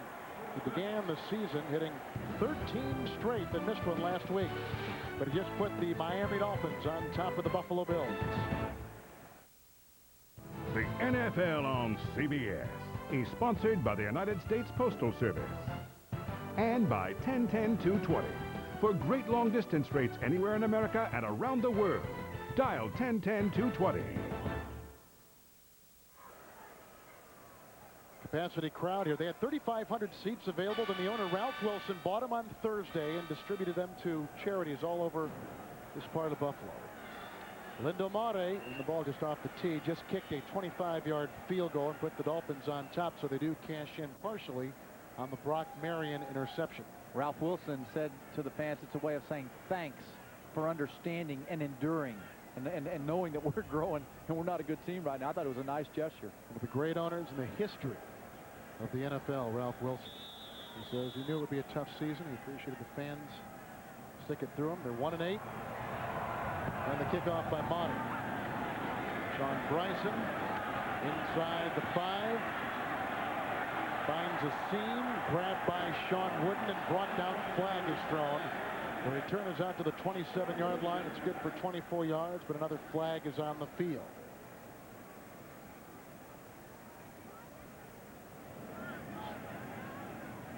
The old holding there, kick return. Boy, you tell you what, and this is what pulls Greg Williams' hair out. During the return, holding, receiving team, number 88, 10-yard penalty, first down. Well, Saturday on CBS, it's all guts, all grit, all glory. It's the ultimate celebration of pride, tradition, and the American spirit. The cadets and the midshipmen, the Army-Navy game, live from Philadelphia, right here on CBS Sports. All begin with Tim Brando and Spencer Tillman on College Football Today at 11 a.m. Eastern Time. A lot of meaning to that game this year, right? Absolutely. Maybe more now than we've seen in many decades in this country. First down and 10 from the 15-yard line for the Buffalo Bills. It was a Buffalo penalty on the return. Mare's field goal just put Miami up by 3. Halfway through the second quarter. Time of possession right there. The fake to Travis Henry and the pass to the side, incomplete. The coverage applied by Surtain. It was too much on Moulds. The pass incomplete. The flag is on the field. It appears as though it's on Miami. It is. You know, in the Dolphins, they said they were going to put Patrick Surtain on Eric Moulds today. Pass interference, defense. Number 23, automatic first down. Because they believe that Moulds is their guy. Surtain, he's had his work cut out for him here. He's a lot of respect. And, you know, Beasley just said a while ago they're going to play a little bit tighter against these receivers because of the wind. Maybe that's a little bit too tight. Buffalo just got only their second first down of the game outside the 26, first and 10. Henry. Slowed down by Taylor, chased by Thomas, still on his feet, breaking tackles, gets by Freeman, has a blocker in Conatee, chased by Greenwood and Marion, and brought down at the 45. He ran about 100 yards, but gained 19. But he was dazzling doing it in a first down for the Buffalo Bills. Wow, I'm tired just watching that play. That dude just ran 65 yards to pick up what he did. But when he cut, they got it coming off the outside. You got to pick him up right there. He has him. Taylor misses him. They have him. Zach Thomas misses him. He comes back, reverses field. What an effort. Just outside the 46. Philip Crosby is now the fullback. Centers is out from the 47, first and 10. And it's Travis Henry again. Running, he's got to be out of wind. Picks up about a yard on the play. Second down and 9. And a Buffalo player is down. And that is Corey Halsey, who is the offensive lineman. Watch Coach Williams. Look at Greg Williams. Attaboy. Alex Van Pelt's down there. Everybody's down there. I think they made a mistake. They should have taken him out of the game because speaking as a former running back, you get tired on a play like that. You run out of gas, and that time Henry just kind of fell into the back of the legs and probably hurt John Fina. That is not John Fina. I think I said Corey Halsey. It is John Fina, who has had some injury problems already this season with a thigh and a knee. And the guy that was supposed to start at left tackle today, Jonas Jennings, he is out with a sprained foot. And they have had all kinds of offensive line woes. 4 different offensive line combinations, 4 different left tackles, 4 different right tackles. This has been about as injury-plagued team as, Craig, you will find in the entire NFL. And right now, Fina is down. This offensive line, they've changed, it seems like every week. It's musical chairs. Travis Henry just kind of fell into him. You know, Henry just tired. He doesn't have the right footing here. And you see him. There's Fina. Henry collapses into him. And fortunately for Fina, he's walking off. Looks like he's going to be okay. But now they've got a rookie coming in his place. Fina has played 10 years, and he's 32 years old. Now they bring in rookie 5th-round pick Marcus Sullivan, who was inactive last week, has started 1 game in the NFL, and now he is next to the Pro Bowler Reuben Brown. So Marcus Sullivan is the new left tackle. 2nd down 9 at the 48. Henry in the backfield. A block from Ostrowski. Time for Van Pelt. A short little pass across the middle is brought in by Larry Centers. It's a gain of 3, and Larry Centers now has caught a pass in 130 consecutive games. And he is up to about midfield. And I tell you what, I like how defenses in the new game of football are taking away the crossing routes. Crossing routes really hurt a team when they catch it full stride and they run right past people. Linebackers are becoming more aware of where to look for the receiver coming across and at what depth they are. David Bowens is now coming on the defensive line for Miami. 3rd down 6 from the 49 of the Dolphins. Larry Centers in the backfield. Van Pelt to throw. And down the middle he throws, incomplete, looking for Peerless Price. The coverage by Arturo Freeman. It's incomplete. 4th and 6, and Buffalo has got a punt. Van Pelt just not as sharp, not as crisp as the last time that you and I had a chance to watch him throw the football. Probably not as crisp as he was last week, because they had a good one-on-one matchup there with a rookie covering on Peerless Price, and he threw it behind him coming out of the break. Mormon to punt to Jeff Ogden, who's deep back. There was a rush. The punter falls. No yellow on the field. Ogden waving it off. It goes out of bounds. There was a great rush by Scott Galligan and Scott McGarrahan, and they just about blocked that punt. Terrific lineup on CBS Sports next week. College football, we told you about that with Army and Navy. And Billy Packer and I will be in Tucson, Arizona for the Kansas-Arizona game. Also Boston College and Michigan for some of you. Then the Home Depot SEC football game featuring Tennessee and Florida. By the way, this is CBS's 21st television run to the tournament. Going to the tournament. It's 1st and 10 from the 17, and a run past the 20-yard line out to the 23. Goes for Lamar Smith. The tackle is brought down by Brandon Spoon. 6 minutes to go here in the first half. This is a point in the game where old Mo's looking for that bench, you know. Both teams, you got a young Buffalo Bills team, and the Bills, they need to be reminded of that. Stay focused, stay in the game, stop them here, and don't let up. 2nd down and 6 from the 21. Smith again. Oh, brought down beautifully by the big man in the middle who has done so much to solidify that line, Pat Williams. A loss of 3, back to about the 17. Oh, this is explosion. Look at him explode through there. Watch how much power there is. And these are, I mean, boom.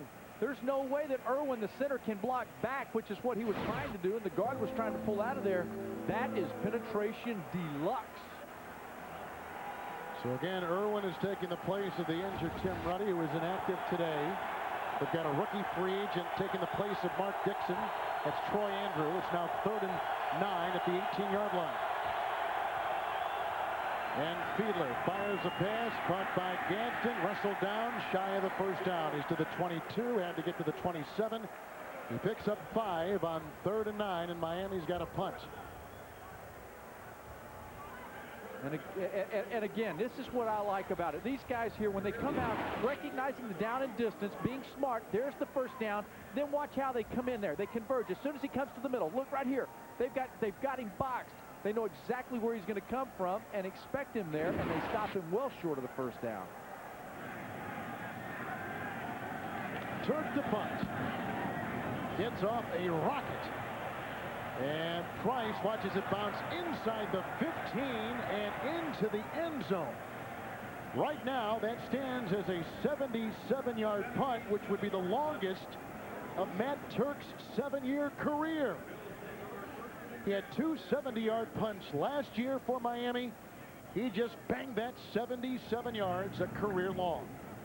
Well, the NFL gives us questions every week up on their website. And the NFL this week has come up with who is the best Smith of 2001. Emmitt Smith, Bruce Smith, Jimmy Smith, Lamar Smith, Rod Smith, Antoine Smith. I'm going with Rod. That is the wide receiver for the Denver Broncos. I mean, he is a great player here, but just log on, Rod Smith. Cast your vote at NFL.com. You agree with that? No? I don't. First down and 10. Then a handoff to Bryson, who submarines his way past the 25. And he's got a gain of 5, so it'll be second down and 5 coming up. Yeah, I don't know. Rod Smith and Denver, they've been somewhat disappointed. Didn't everybody pick that team in the AFC to go all the way? Think about it. Ed McCaffrey goes out. Right. He has to pick up the pace. I know. Now he's in double, triple team coverage every time. Yeah. I'm just lobbying for the vote that I cast. I know. Which was? Rod Smith. Although Antoine Smith, at times he's giving the Patriots a little ground game. Not bad. Second down and 5 from the 25. Travis Henry back in. A little change of pace and brought down.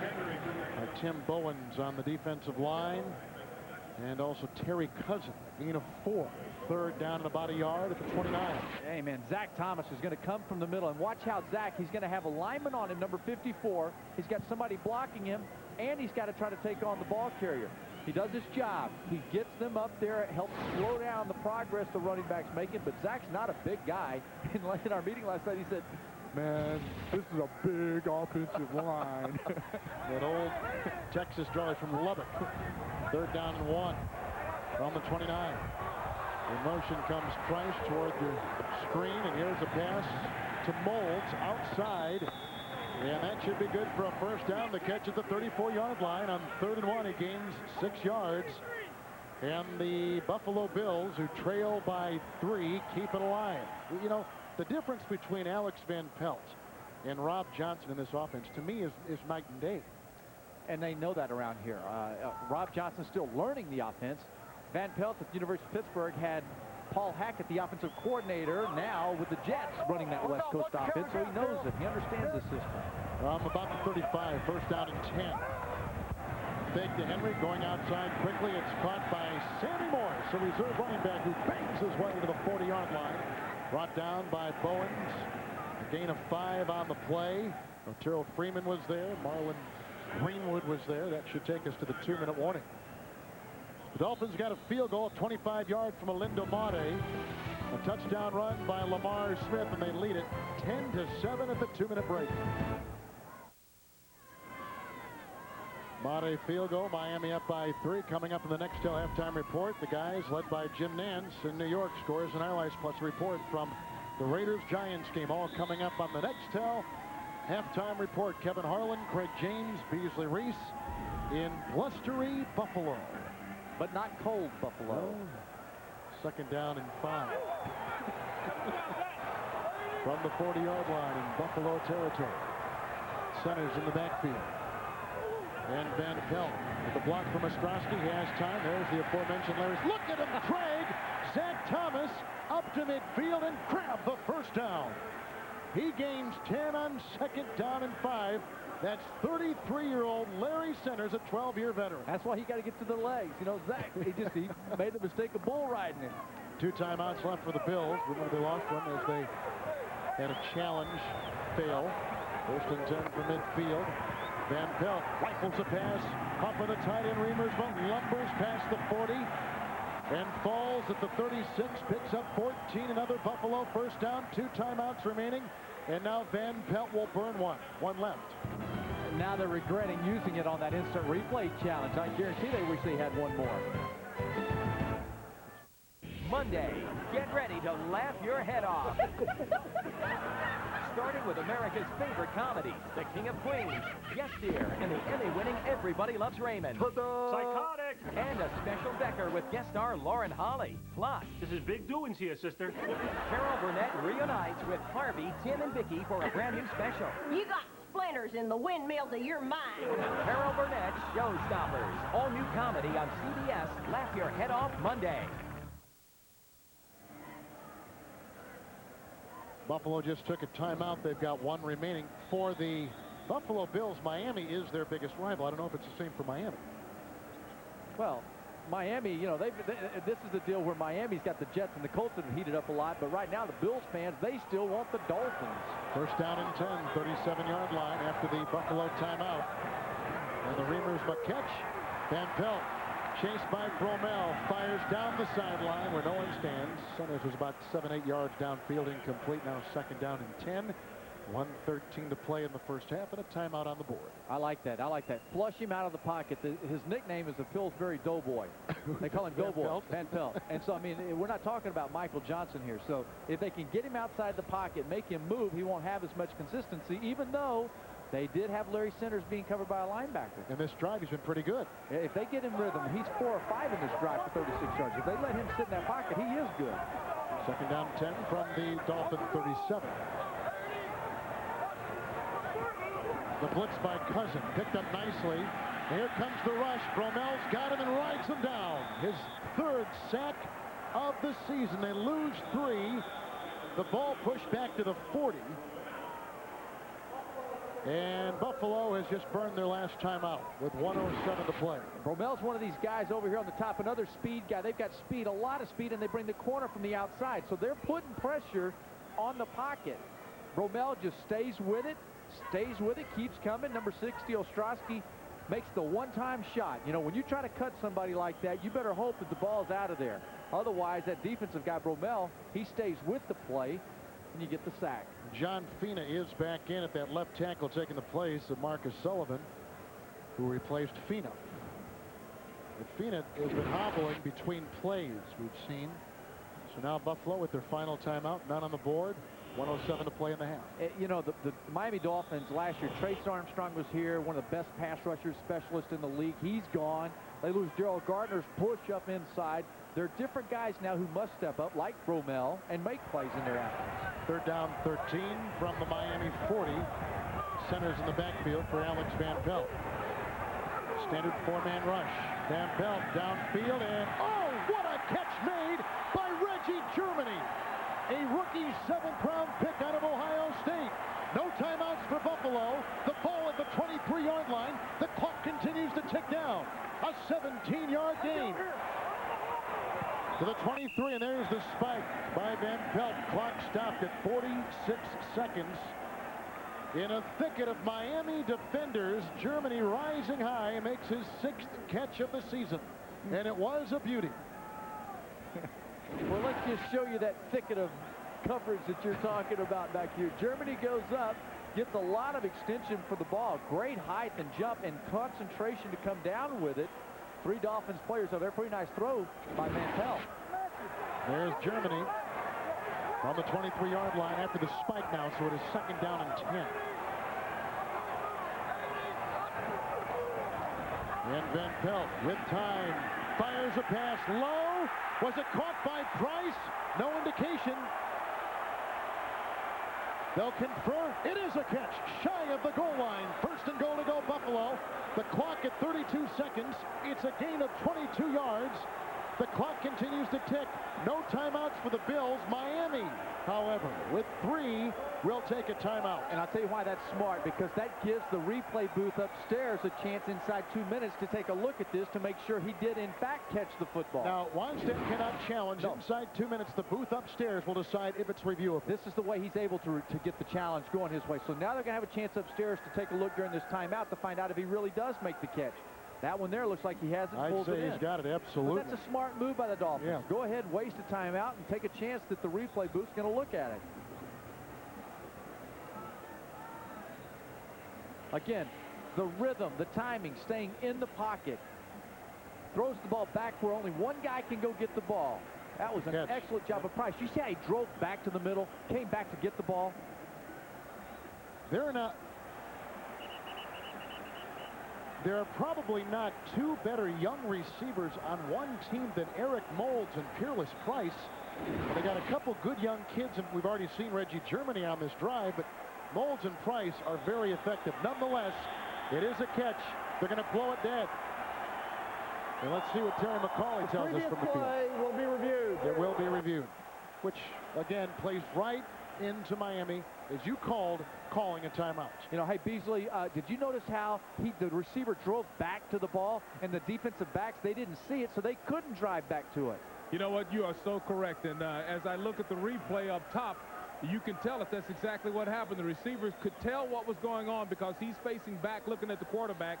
He reaches down and inside to get the ball, and the DBs end up on his back. That's just a great adjustment to the football. There's no doubt that's a reception. Yeah, it is. But again, you've got to, if you're the replay booth upstairs, they're in charge of this call here. They've got to protect themselves and give every option out there for the referee to go in there and look at it. Play is being reviewed as to whether the receiver possessed the football. And again, the bottom line is here, as we talk with the NFL and the great people that head up the officiating staff, is to get the call right. And that is the bottom line. Get the call right. Yeah, absolutely. Now, not only that, does he catch it and score? Where is he when he catches the ball? He does not score. So now it's just going to be reviewed whether or not it's a catch. Well, which is what Terry McCauley just said. But this is, if you're going to review a play, this is certainly one to review from upstairs. You know, and again, last week, give you an example of the number of challenges. There were 10 replay reviews, or 14 reviews last week. 5 were overturned. So, you know, you got about a 33% chance based on last week of getting this thing overturned. But I think it's an important decision by the replay booth to say, yes, we are going to give you all the options out there to the referee to see it and make sure that it's right. And a pretty darn good job of Dave Wanstead being heads up, calling timeout right away so that it gives them a chance to take a look at it. It's $10 million worth of equipment per stadium in the NFL. You might as well use it and get every penny's worth out of it, right? You know, and it also gives our runner a chance to go get our hot dogs ready for this halftime, right? You always bring food. Somehow you reel food. Alex Van Pelt on this drive. We're talking about the catch by Price, or what appears to be a catch. 6 of 8 on this drive for 73 yards.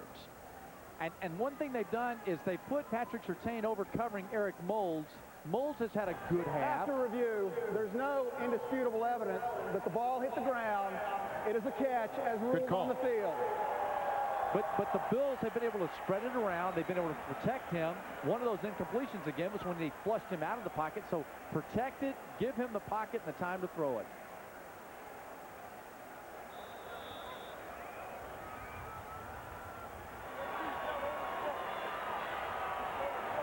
Buffalo has it. No timeouts remaining. 27 seconds to play in the first half. First and goal from the 1. Centers in the backfield. And the quarterback keeper by Van Pelt. And the arms have not been raised. He did not get in. The clock continues to go. It is second down and goal. No timeouts to stop it. Miami's got 2, but Buffalo is out. Van Pelt had his helmet knocked out and is, I would assume, a little bit disoriented. 11 seconds left. Look at Fina, who is out there back at left tackle, hobbling still. Boy, he is hot. You know, the helmet was knocked off Van Pelt. I wonder if there's a complaint there that maybe Miami was holding on to the helmet and not letting it get his equipment back. There's a bubble to the right side. That's where Van Pelt went to, but the linebackers came in and they supported it. They invited Van Pelt to come to that side, and he stuffed them. Third down and goal. Inside the 2, Van Pelt with time to the end zone. Bobbled, reeled in, caught for a touchdown. It's the tight end, Sheldon Jackson. His second career touchdown reception, and Buffalo is back on top.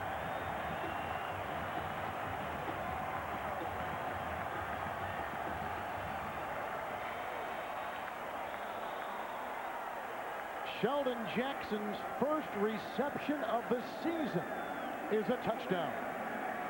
And it comes with 6 seconds remaining in the first half. And Jake Arians' extra point strokes it through. And a flag was thrown on the extra point. A flag is down at the 6-yard line. And how about Sheldon Jackson? His only catch this year is for a touchdown. And a hold is against Buffalo. They'll do it again. Holding. Offense. Number 65. 55. Correction. 55. 10-yard penalty. Free kick. 55 is Jay Foreman, the linebacker, does play special teams. And so now it becomes more like a field goal. And what is interesting about this is this Jake Arians, who's going to try this, has had a devil of a time with field goals this year. Now, this is for an extra point, but in field goals, his last 8 attempts, he's made 3, he's missed 3, and he's had 2 blocked. And this is like a 30-yard field goal with the penalty, but it will only count as an extra point. Riemersma will hold.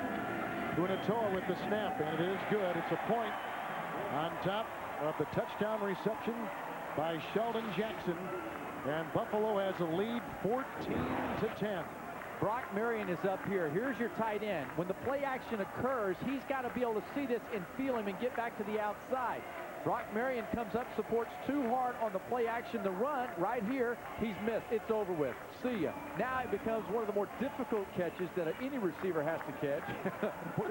Sheldon Jackson, and I mean, this is tough, but you see him over here. He's going to go to the outside. Watch Brock. Watch how he has the responsibility of that tight end release. As soon as he goes out there, Brock's fooled on the deal on the play action pass, and it's over with. Sheldon Jackson has only played 3 years in the NFL, has now 10 career receptions, but that's his first of the season and good for a touchdown. Man, you know what, Van Pelt, we talked about his decisiveness, getting his feet around, getting his butt. You saw him swivel, get right around. Watch how he gets his feet planted. Watch how quickly he makes the play action. There it is. Get your feet around, get them set, and let the ball go. That's your techniques. Those are the things, the little things that help make you successful. Van Pelt for the game so far, 11 of 18. He has been picked off once, just under 200 yards, and he has thrown 2 touchdown passes today, the 7th and 8th of his season. And now the ensuing kickoff on the ground over Dyer and picked up by Sean Wooden, or is that J.J. Johnson? And he will take it out to the 40-yard line. That will take us to halftime. 16-yard return.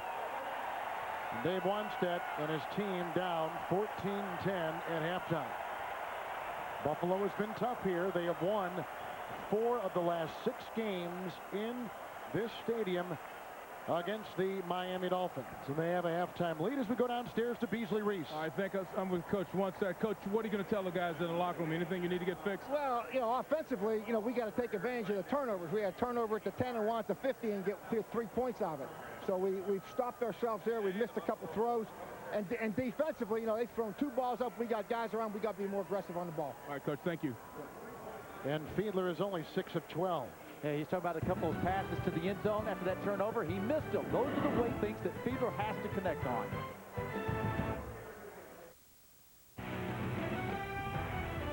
CBS Sports presents the Nextel Direct Connect Halftime Report. Nextel, get right through. And welcome, everyone, to the Nextel Halftime Report. Jim Nance from our 5th Avenue studios. Randy Cross, Jerry Glanville alongside. Our colleague, Mike Ditka Ailing, deactivated here. A little hitch in his get along. Yeah, a little hip injury. Jerry pushed him there in the coach's I section. think we hurt his feelings more than he got hurt physically. No, it takes a lot more than that for Iron Mike now. Okay. Okay, let's talk about this Miami Buffalo game with the Bills in front on that touchdown pass with 7 seconds going to half. Well, those big plays by Eric Moles, I think, have really been the story of this game because Miami, to their credit, has played very well. They lost Tim Ruddy. Mark Dixon now out of the game with a fractured leg. Huge plays, huge losses for Miami. They're still hanging in there. It's the big play, though, by Moles that's turning this thing. All right. Against the blitz. All-out blitz. That's why he broke it for 80 yards. All those darn defensive coaches. So let's go around the league, the NFL today. Oh, this is my game. Pittsburgh has just moved in front. There are all sorts of spectators on hand, seeing Cordell Stewart running the ball, throwing it for 183 yards. They've taken the lead in the 3rd quarter. Jerry, some of your pals are there. And Phil. Forget about those stats. I like it there. Hey, this is the first offensive play for Tennessee 69 yards. Woo! Get it going. Nobody in there. Touchdown. Kevin Dyson. McNair would throw a second touchdown pass in the first half. Bootleg. Look for the tight end crossing. There he is. Touchdown. Frank Wycheck, seconds before the half. 3rd and goal. Burris Too receives. easy. Too easy. Down there inside the 5, you got to take away the slant. Bad coaching job by Tennessee. And this was about 2 minutes ago. Cordell Stewart, 3rd quarter action, breaking free, 48 yards. Did you say that's over 20 yards? I'd say so. That's their 17th running play. Over 20 yards, they lead the league. And that's what Dion called for on the NFL today. He said, Oh, Dion! Dion! Just run it, man. Just tuck it in and run it. He And does. throwing That's it good. He is throwing it just superbly today. Meanwhile, Cleveland missed the PAT. Dawson's added 2 field goals. Cincinnati, Cleveland, here's the story right here. Turnovers. Well, Cincinnati's running the ball very well with Dillon, as you'd expect. John Kitten is throwing interceptions to Boyer here, the 21st on the season. As you expect. As you'd expect. Tim Couch, though, Kevin Johnson down the sideline. Folks, you got to figure it out. It's kind of like Manning to Marvin Harrison. These guys love to throw the ball to each other, or throw and catch from each other. Ben Gay goes to the left. Ben Gay loses a little heat and a little ball. Moves the ball over here. Neil Rackers has missed 2 field goals, though, for the Cincinnati Bengals. And who they going to throw the ball to?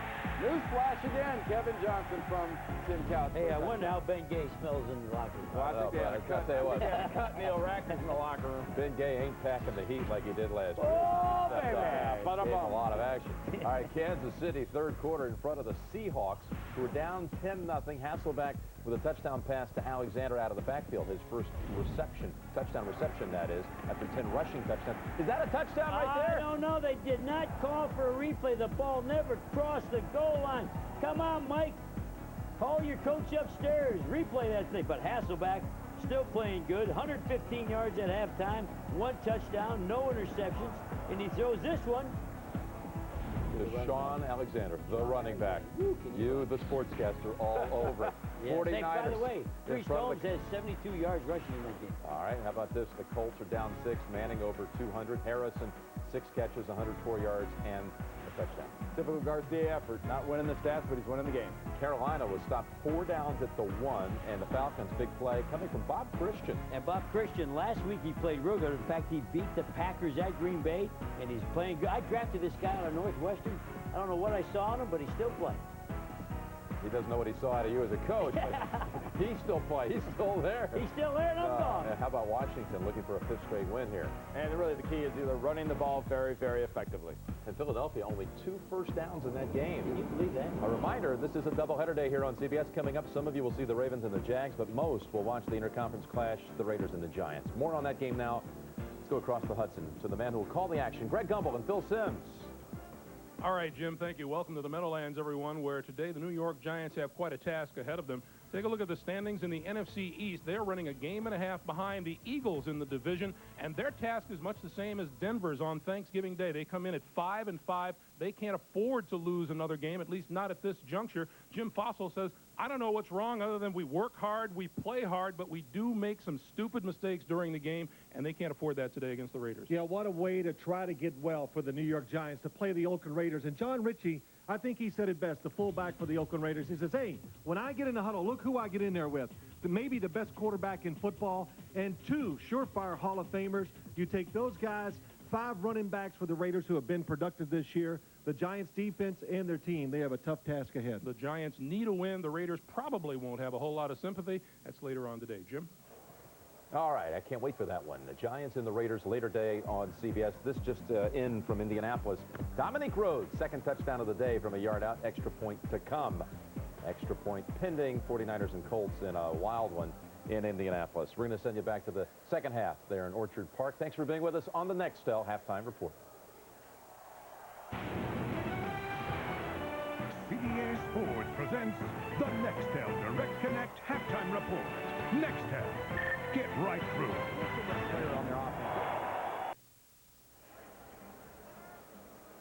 Bills quarterback Alex Van Pelt has thrown 2 touchdown passes, 14-10 the Bills. Let's go downstairs now to Beasley Reese with the Buffalo head coach. All right, I'm with Coach Williams. Coach, great football game. Just what did you say to the guys in the locker room? Well, right now it's important for us to come out and be just as solid in the 3rd quarter as we have been the first half. We haven't been playing very well in the third quarter to start a half off. We've got to have our offense right now be clicking on all cylinders. It's going to be a physical ball game. It's a fun ball game. It's always that way when the Bills and Dolphins play. Thank you, Coach. You bet. Yeah, it's a good rivalry. Kevin Harlan alongside Craig James. What do you think of the Miami play calling, Craig, in that first half? Yeah, I thought it was okay. I don't think they really were that conservative. I think that Jay Fiedler has to execute. He has to hit some of the throws that Dave Wannstedt talked to us about just as he left at halftime. They've got to execute. He's got to make the throws when they're there, and I expect to see some screens here in the second half from the Dolphins offense. Miami will kick off as you take a look at Fiedler talking with his young receiver, Chris Chambers.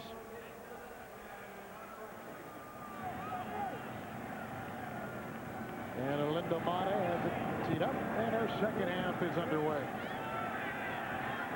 Now Bryson bobbles the ball. The running back picks it up at the 10. McGarrahan is there, and they finally bring him down. Some good special teams by the Miami Dolphins. And McGarrahan was one of the first down there. David Bowens came down as well. They spot the ball at about the 12-yard line, where it'll be 1st and 10. Buffalo's kickoff return unit has killed them today. Fumbles there. They can't get it going. They have 2 holding calls on kick returns. They can't get a good starting position because their kickoff return unit's not executing. John Fina begins the second half at left tackle. So he is back in there. Centers in the backfield. And Alex Van Pelt with Remersma has tied in motion. 1st down and 10 yards to go. And the sidearm pass incomplete, and through the hands of the normally sure-handed Larry Centers. It'll be 2nd and 10 as well. Yeah, Zach Thomas walking back to the huddle, talking to him a little bit. Basically, here's what Wannstedt's talking about. When we get the ball as much as we do, we've got to do something with it. Buffalo with the 2 turnovers, that's a plus for the Dolphins. They're looking for more takeaways. Offense. Number 70, half the distance to the goal. Repeat, 1st down. John Fina comes out, little holding, gets him, but I think Wannstedt has he's in for a dogfight here. This is a huge game for Miami for all the reasons we've explained through this broadcast, and just as important for the Bills trying to get something going with this young football team. And you can see how in the third quarter Buffalo is staggered, being outscored by a huge margin. Now 1st and 16, back at the 6 with the penalty. Travis Henry in the backfield. He'll get the call on a draw play. Chased by Freeman, breaks that tackle, finally brought down by Patrick Surtain. Gain of 4 out to the 10. And I think a lot of the reasons, the problems you have as a young football team and not playing well in the third quarter is because you don't realize the amount of intensity you have to keep. You can't just go in and have a soda at halftime and think that it's over. I mean, you've got to stay hooked up mentally for 60 minutes, and it may take them a while to get going again in the third quarter. And you're right, for a young team, that's tough to do. 2nd down 12 at the 10. Henry again wheels around the corner, and there he goes down the sideline, and finally shoved out of bounds by Jamar Fletcher. A gallop of 25 yards up to the 35 and a 1st down. He's deceiving. This guy, he's going to lull them in and then get the bounce. He's got more speed than they think. And when he gets to the inside there, Larry Centers leads him up inside. The guard comes around. They take the wrong angles for him. Henry, with the vision that he has, they have a lot of hope for this guy. He's 221. He's 5'9". He doesn't have that breakaway launch speed, but he's got that good 20-yard zone speed. Averaging about 6 yards per carry today. 1st and 10 from the 35. Henry's in the backfield, gets the call again, trips on the carpet and goes down. Mixon covers him up. And a gain of maybe a yard. And we'll call it 2nd down at about 10. Well, I figured out something quick on Henry, man. Once he has a long run, you need to take him out of the game. Remember that? He hit that long. He just can't deal with it the next carry. I mean, the guy on the nice scramble he had, he runs into John Fina's legs. That time he comes in, he runs into another lineman's legs. The linemen are going to make him get out of the game after a long run. Well, you've got to know the feeling. You played NFL running back for so many. I mean, you got to get winded out. Oh, yeah. A couple long runs. I've run into a few linemen's legs, too. We'll call it 2nd down 11, shy of the 35. And again, Henry runs into Zach Thomas and Kenny Mixon, brought down at about the 38-yard line and a gain of 4. Zach Thomas, 2 consecutive Pro Bowl appearances. Yeah, not so sure that Henry really isn't tired, because there is, I thought, something maybe back to the middle of the field. He's trying to come over here, but maybe something opens up. When he gets back to the middle there, if he's running with vision and the better deal, they cut the middle of the field. Right back up in here. There's where the lane was. Linebacker was pursuing, but I think he should have cut back inside on that one. Fatigue will make you a bad runner. 3rd down and 7 from the 38. Van Pelt, sidearm pass, caught, flag is down. That's Jeremy McDaniel with his first catch today, the 11th of the season, 8-yard gain. And the ball will be spotted now at the penalty against Miami at about the 45-yard line. Offside. So they'll decline it, Defense. and they'll get the first down. Number 96 lined up in the neutral zone. Penalties decline. First down. Alternatively now to a young football team, the Dolphins aren't young. They shouldn't be making mistakes. When they get a group pinned starting from the 15-yard line, they got to shut them down over there. And right now, you know, again, Alex Van Pelt in a rhythm. Wanstead's going to have to bring guys inside. They're going to have to get there because the Bills' offensive line is doing a good job of keeping them away from Van Pelt. Henry back in the game outside the 45. First down and 10. It's a fake to Henry, who offers a block. Van Pelt going deep for Mold. Oh, what a catch! Touchdown!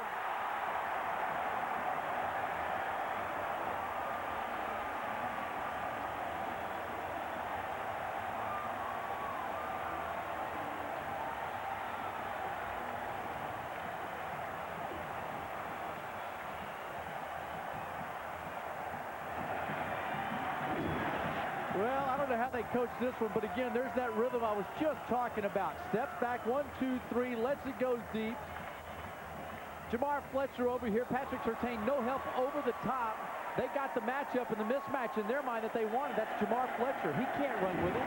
So again, a formation change gets the matchup with Moles on Fletcher, a rookie, and he burns him. Marion's extra point is up and in. Moles has caught 2 touchdown passes today, one of 80 yards. That one of 54 yards. Alex Van Pelt has thrown 3 touchdown passes. It's Buffalo on top of Miami.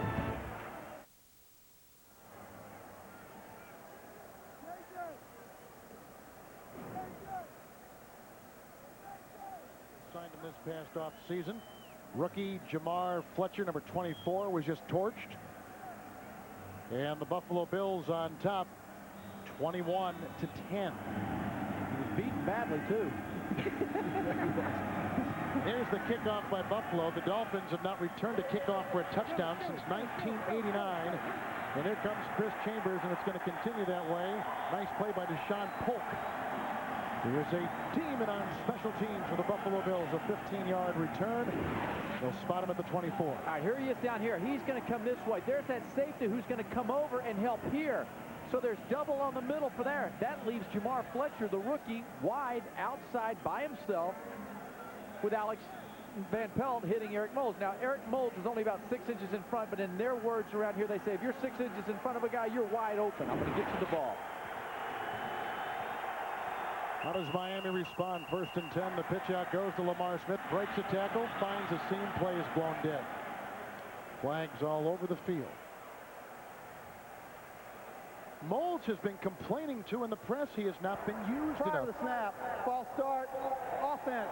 On the center, illegal snap, 5-yard penalty, still first down. Keith Irwin, but yeah, in the paper, that has been a big story here in Buffalo. He wants the ball more. He's not even the leading receiver on the team, he says. Greg Williams said it's not a problem for him because he'd rather have a big, high-priced guy wanting the ball than some high-priced prima donna who's not caring about losing. Right. I mean, Moles wants to win. Give me the ball. Penalty pushes him back 5 yards at about the 19. First down and 15 yards to go for Jay Fiedler. 2 new offensive linemen from Miami this game. There's a pass by Fiedler outside for Gadsden, spinning and corkscrewing his way up to the 26. And that will be a gain of about 7. Now it'll be 2nd down and still about 9 to go. For the best NFL coverage on the net, including expert analysis and live scoreboards, go to cbs.sportsline.com or AOL keyword CBS Sportsline. Getting cooler, isn't it? It is good. Just a little bit. I mean, it is a little bit cooler. It's Well, supposed front is supposed to move through. Yeah. Had to get a little weatherman stuff in there. It's good. 2nd down, 8 from the 26.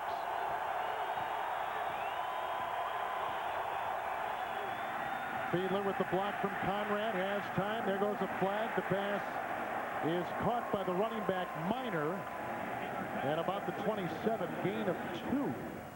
But the flag is against Buffalo.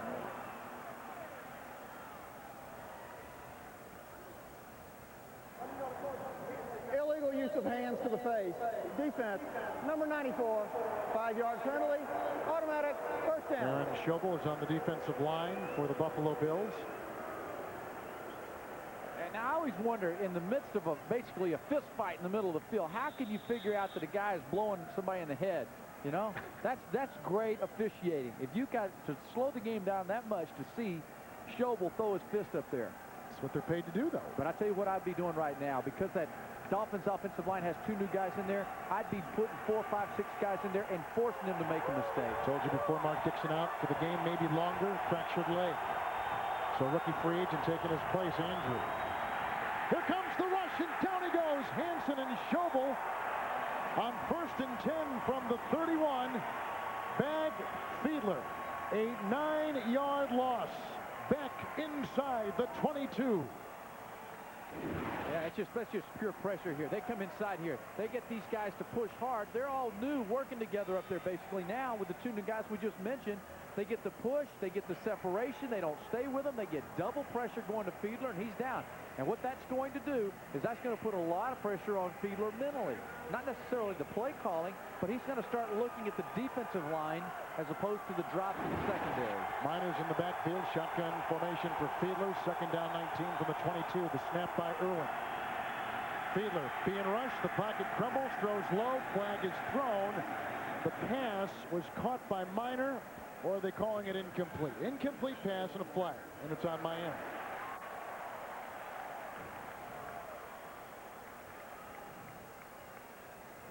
Full-out was out there, down the line, number 6, right. I believe. But the momentum is now ineligible receiver downfield. Offense, number 66, penalties decline, 3rd down. It is incomplete. 3rd down coming up, and as we continue here, let's go to New York and check in with Jim Nance.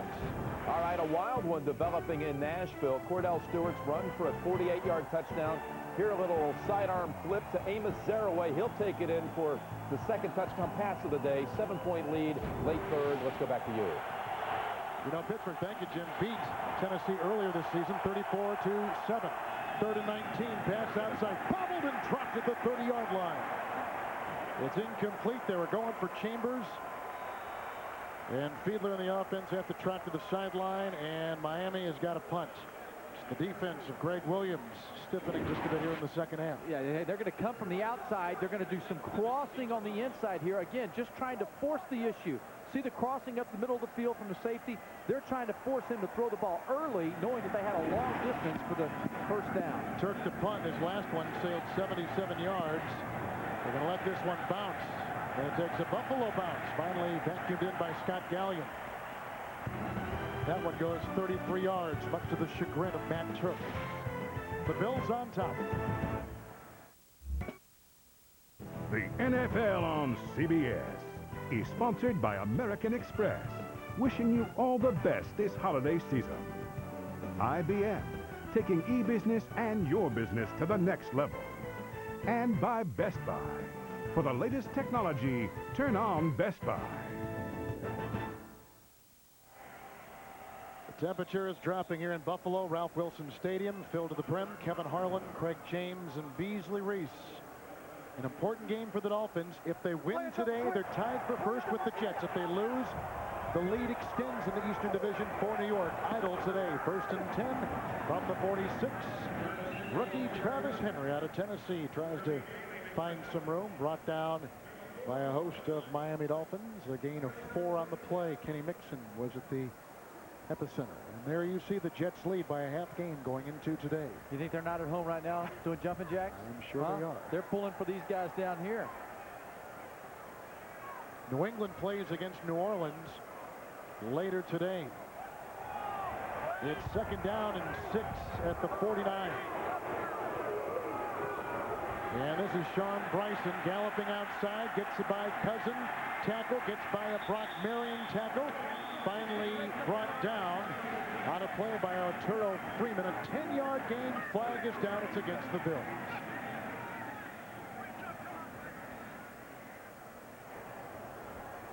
Holding, offense. Number 70, 10-yard penalty. Repeat, second down. It's John Fina, but just to have him out there, as hobbled as he is today, he's already left the field once with an injury. Says a lot about his guts, about his determination. We didn't think we'd see him come back in. Yeah, but you know what? When you have a bad wheel and you're going against fast guys like Jason Taylor and Bromell and those guys, you're going to make mistakes. You're going to jump off sides trying to get an edge. You're going to hold them. That's what teams that face the New York Jets are saying about Sean Ellis and John Abraham. Those guys on the ends are just lightning quick. This AFC East has a lot of fast guys off the corner. You know, you mix these guys in here now. They're a young, fast group of players. And Jason Taylor is really putting a lot of pressure right now, as well as the other Dolphin defenders, of getting up the field on these tackles. The yards this half, as you see, second down 16 from about the 39. Van Pelt outside, leaping catch, but Freeman is right there, and Terry Cousin is the one who makes the tackle, and a good one it is. He smelled it out. He played last year for Atlanta and throws him for a 4-yard loss. Nice play by Cousin. I think you got mail. Well, that's right. Tonight on CBS, you will have some mail as well. Oscar winner Tom Hanks, Meg Ryan star in the blockbuster comedy You've Got Mail, tonight after 60 minutes, except on the West Coast on CBS. Now third down and 20. Ball pushed back to about the 36. As Bromell jumped, was he induced?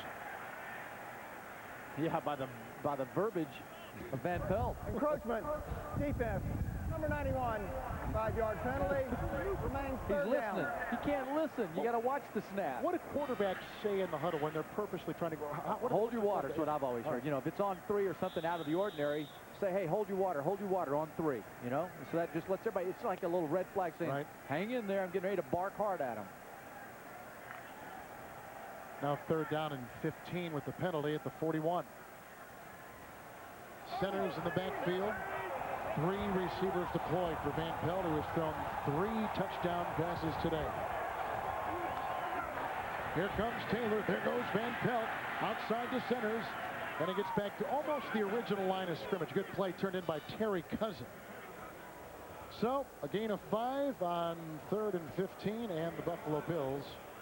You know what? We've been busting on John Fina a little bit over here, but here he is, number 70, Jason Taylor. It's one-on-one. Gets his hands out there, stops the initial thrust. And once he does that and gets that head back, plenty of time. Nice protection. Fina did his job that time. Warman with the punt. Not very long, wobbly, and out of bounds near the 30-yard line.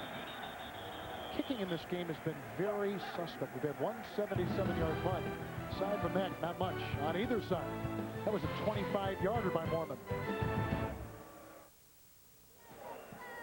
Alex Van Pelt, 3 touchdown passes. Dolphins have been stagnant of late. 21-10, Buffalo. Time for Fiedler to step up, make a play here. 2 new offensive linemen today. Mark Dixon has broken a leg. Tim Ruddy was inactive because of a right knee sprain. So 2 new guys on that line for Fiedler. 1st and 10 from the 32. After the Buffalo punt, the handoff goes to Lamar Smith. And runs into the grasp of Brandon Spoon and Pat Williams and Keith Newman. Gain of 5, 2nd down and 5 coming up, and they spot the ball at about the 37-yard line. Beasley, you and I have been in situations as athletes where things aren't going your way and a coach calls you in. Chan Gailey had a one-on-one with Jay Fiedler this week, told him it's time to perform. Puts pressure on you. You know what, it really does, and you should spend a little extra time, and sometimes it can make you nervous in a game, but watching what Fiedler's had available to him, I think the Buffalo's just doing a real good job, especially in the secondary. I agree. 2nd down and 5 from the 37. Smith trying to find a crack in there, and again he finds Pat Williams in his way along with Sean Price. A gain of about 2.5, 3 yards up to the 39, setting up 3rd down and a couple to go. You notice they're sticking with the run. They're staying with the running game, and I think a lot of that has to do necessarily with what they think is there for them. You know, I don't know if it's protecting. Well, the turnovers have been such an issue. But I'm sure that they're just coming a little bit gun-shy. At the top of my notepad from our meeting with Dave Wanstead, he did say, quote, maybe a little tighter to the vest. And we have certainly seen that. You see the numbers right there for Smith. 3rd down, 3 from the 39. Miners in the backfield. The shotgun snap from Irwin. Here comes the rush. Fiedler held, spins, throws, incomplete. But he was in the grasp. He had Schobel at his heel along with Kendrick Office. And they were there. No penalty, though, on the play. They call it a legal pass, and Miami's got a punt. Again, the pressure that they're getting on the here is, I believe, really in the head of Fiedler.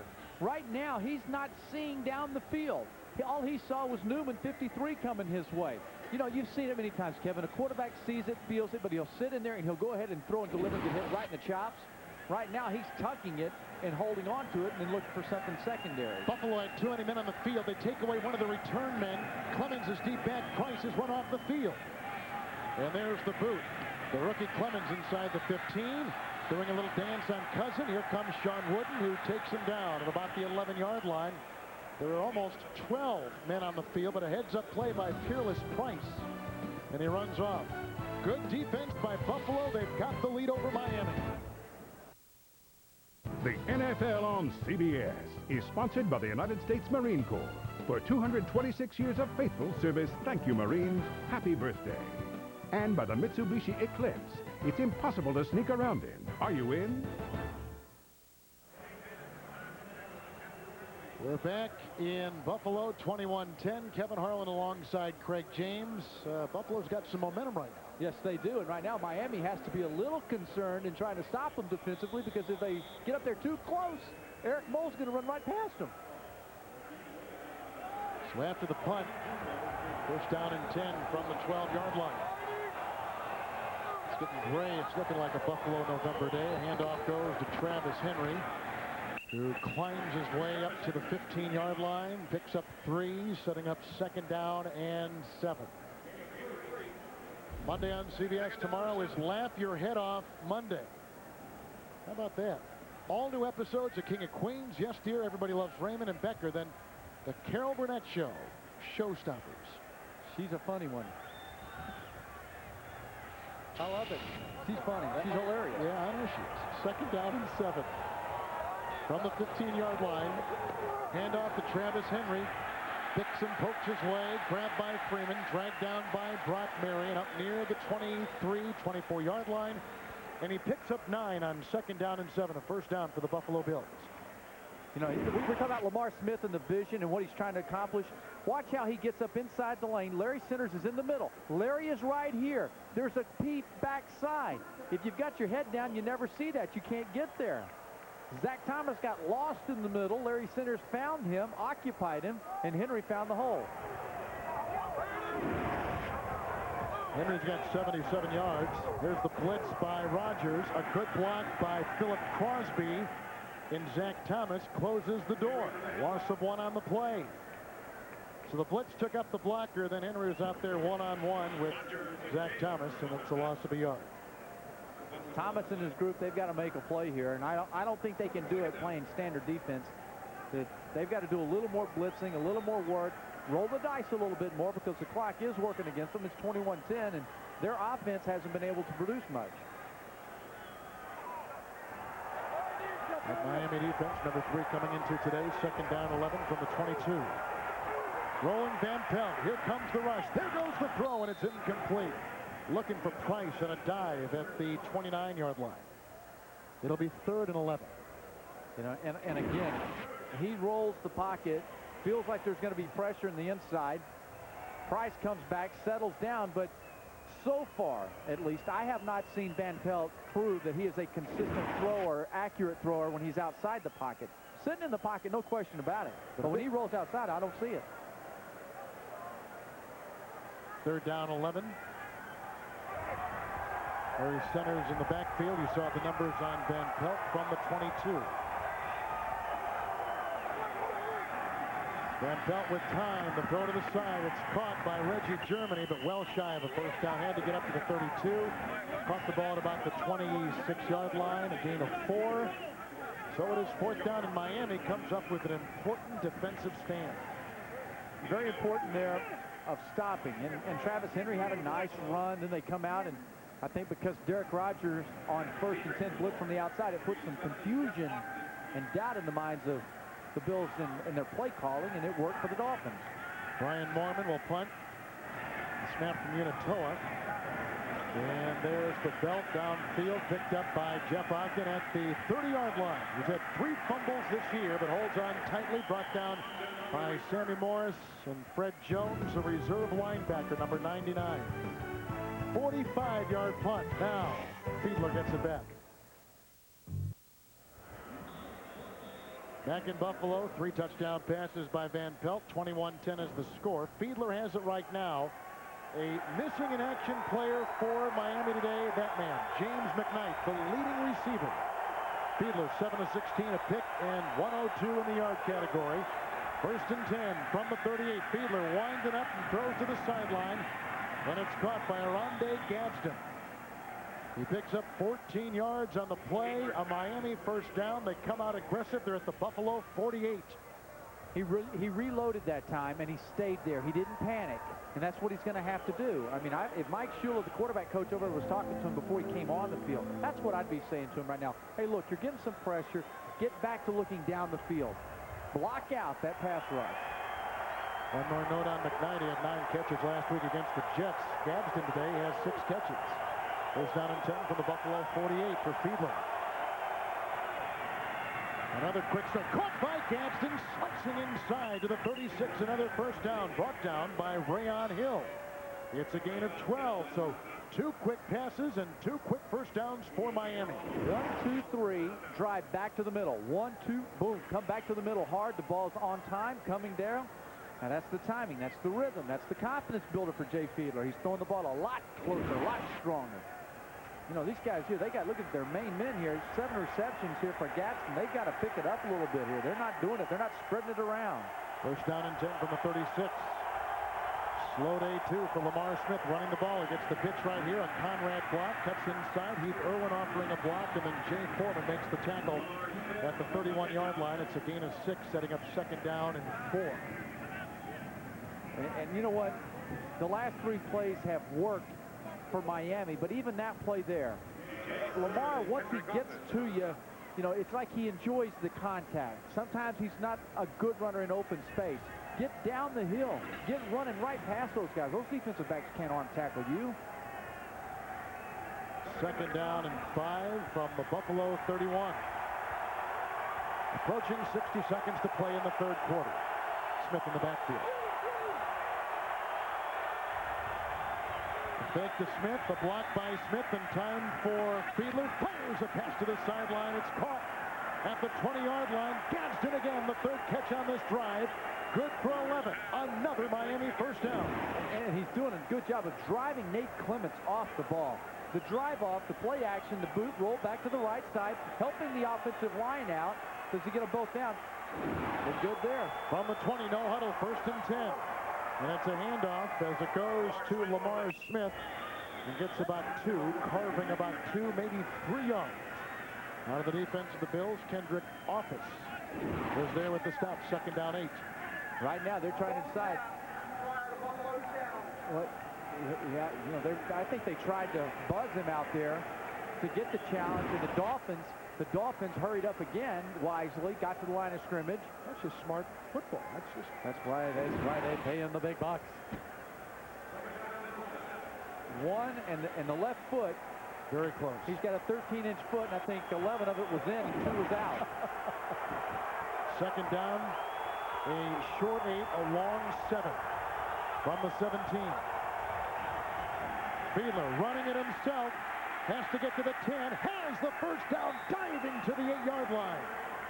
Fiedler making it go through the air. They've been basically shredding the Buffalo defense on this drive.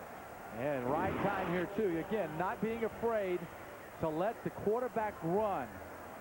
Fiedler doing it with his legs right now and his arm, and the Dolphins offensive line helping out, giving him time to get the ball down the field. The 3rd quarter is over. We begin the 4th quarter with Miami in the midst of their best-looking drive of the day. And this is going to turn into a passing quarter for Miami. Beasley, how does it feel down there? Who do you think this favors, the wind-wise? Well, I think Buffalo is going to have the win in the 4th quarter. Now, it has changed a little bit. It's not blustering anymore. It's more of a consistent miles per hour. So that's the reason these guys are having more success passing the ball. The Fiedler's scramble is set up this position, but passes to Gadsden on the drive has been the mark of Miami's drive, which began back at their own 38. First and goal from the 8. Fiedler with time to the end zone. A backpedaling touchdown catch by Jed Weaver. His second of the season. And the Miami Dolphins are back in business.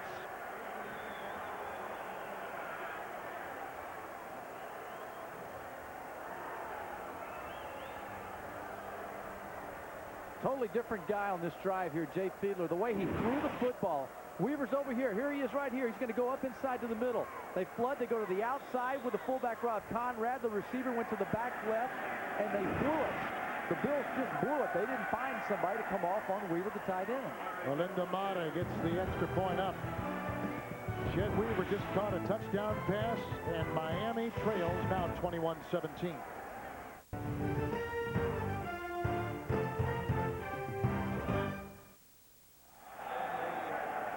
Jed Weaver's touchdown reception has brought the Miami Dolphins closer.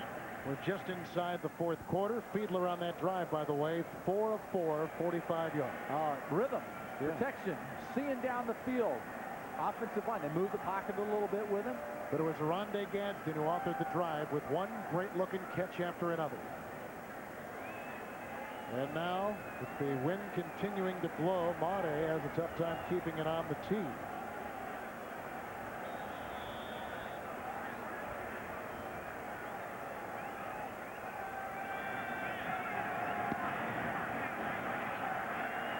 Clemens will get it about the 6-yard line, the rookie. Gallion got a hold of him. Ball was jarred free, as you can see. Bryce Fisher digging for it. And the body language of the officials will tell you that Buffalo has retained possession.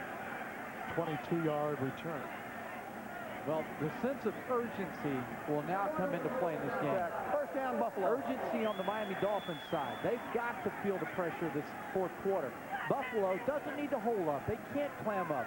Mike Shepard, the offensive coordinator, has to stay after their Fanny, keep putting the pressure on them, and not be afraid to throw it. Big factor today for Buffalo's success, the running of Travis Henry, who's had his best game since early October. First down and 10. Just outside the 28 for the Buffalo Bills. Van Pelt passes deflected, ricochets incomplete. It'll be second down and 10. Tonight on 60 Minutes, Thomas Kincaid has sold more canvases than Rembrandt, Monet, Renoir, and Van Gogh combined. That's why he's on 60 Minutes tonight. Then You've Got Mail with Tom Hanks and Meg Ryan. Wonder where you were going with that. I'm reading the card. I just was curious. I was stirring my coffee. I want to know where you were headed. Second down and 10. Here comes Henry, grabbed by Bones and brought down. Yeah, Henry had a 100-yard game against the New York Jets October 7th. That was 6 games ago. The highest total he's had since then, 63 yards. Today, 15 carries and 78 yards for the rookie out of Tennessee. And last week he started the game out. First 3 carries, he had 2 fumbles. You know, so he was cautious. He got scared. Today he's run a lot harder, and I thought had an effective, efficient game. Centers in the backfield now. Third down 8 from the 31 for Van Pelt. Big play defensively for Miami. Here comes the rush. There goes Van Pelt. Has to get to the 39. Loses the ball. And it's picked up by Sammy Morris at the 43. If the ball was not kicked, that is a legal retrieval. It is. It's a first down for the Buffalo Bills. At the 43-yard line, what a stroke of luck. Man, and how about unlucky for the Dolphins, which is what they say is always happening. They're not getting any of the breaks to go their way. Was his arm going forward? No, we can't see. No, hold on. They're going to do the same thing Miami's done. They're not going to review it. The handoff to Henry, running outside. A gain of a yard to the 43. Belted out of bounds by Derek Rogers. Kenny Mixon. Flag has been thrown downfield about the 42. In fact, 2 of them downfield. Both against Miami. Defense, 12 men on the field. 5-yard penalty. Remains first down. And that's twice that's happened now because of the hurry-up offense. And so the coaching staff's making a call out there where they can't review the play, making the other guys make a decision. That is a fumble. That's a fumble. His hand may have been coming up, but he's not going to throw the ball down the field. But he was clearly by the line of scrimmage. Oh, yeah, that's a fumble. But it is. His arm was not cocked. He was rotating it and moving it as he was running. 1st and 5 from the 48. Hand off to Henry. End around to Price. A block by Van Pelt. Smelled out beautifully by Arturo Freeman. Miami was not fooled at all on the Buffalo trickery. There's about 2 minutes are gone here in the 4th quarter. But how about Miami? In of 2. You know, they were telling us in the meetings how unlucky they are. The balls bounce. They had the deflected pass here, 1st down and 10 on this particular drive, and there's nobody there to intercept it. You know, they can't take the ball away. They're giving everything away. They just can't get the bounces to go their way. Everybody's around it to recover it except for them. Here it's 21-17 Buffalo. That's a very good point. Pittsburgh leading Tennessee late. 2nd down and 3. You see other scores at the bottom of your screen. From the 50-yard line, Van Pelt to Henry. And had to get down to the 47 for a 1st down. Picks up 2, maybe 3 yards. And we'll have to see where they spot it. They do give them the 1st down. So they continue. By the way, both teams have all 3 of their second-half timeouts remaining. Well, this will be big if Buffalo can kind of muster up any kind of running game.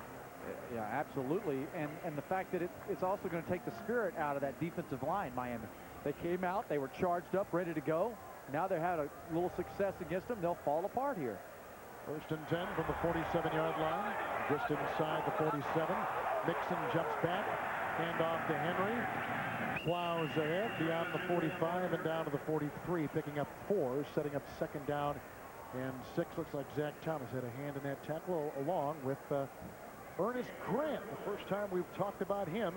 He's taken the place of the injured Daryl Gardner, who had back surgery in Miami yesterday and is out indefinitely. You saw Kenny Mixon jump, though, early, right? This is that frustration level that could set in on your team. When you need to stop somebody, frustration sets in, and you forget your assignments. 2nd down and 6 from the 43.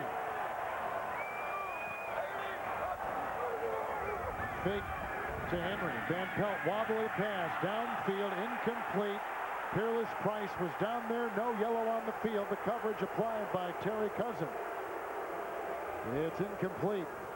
3rd and 6 at the 43 coming up.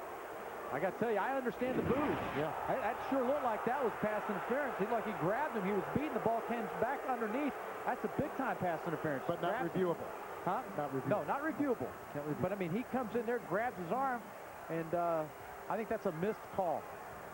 Well, this crew has been pretty efficient today here in Buffalo. 3rd down and 6. Van Pelt lining up at the 43. Here comes the rush. Oh, and the pass is caught. Flag is thrown. Molds with the grab at about the 37. But which way will the penalty go? It's against Miami.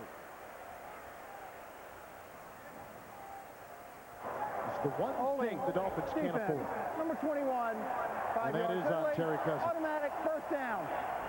I don't know if you want to call that a makeup or what, but they got him eventually. It's probably pass interference. He's back there. But you know what? How does Terry Cousin get hooked up trying to cover Eric Mold? Yeah.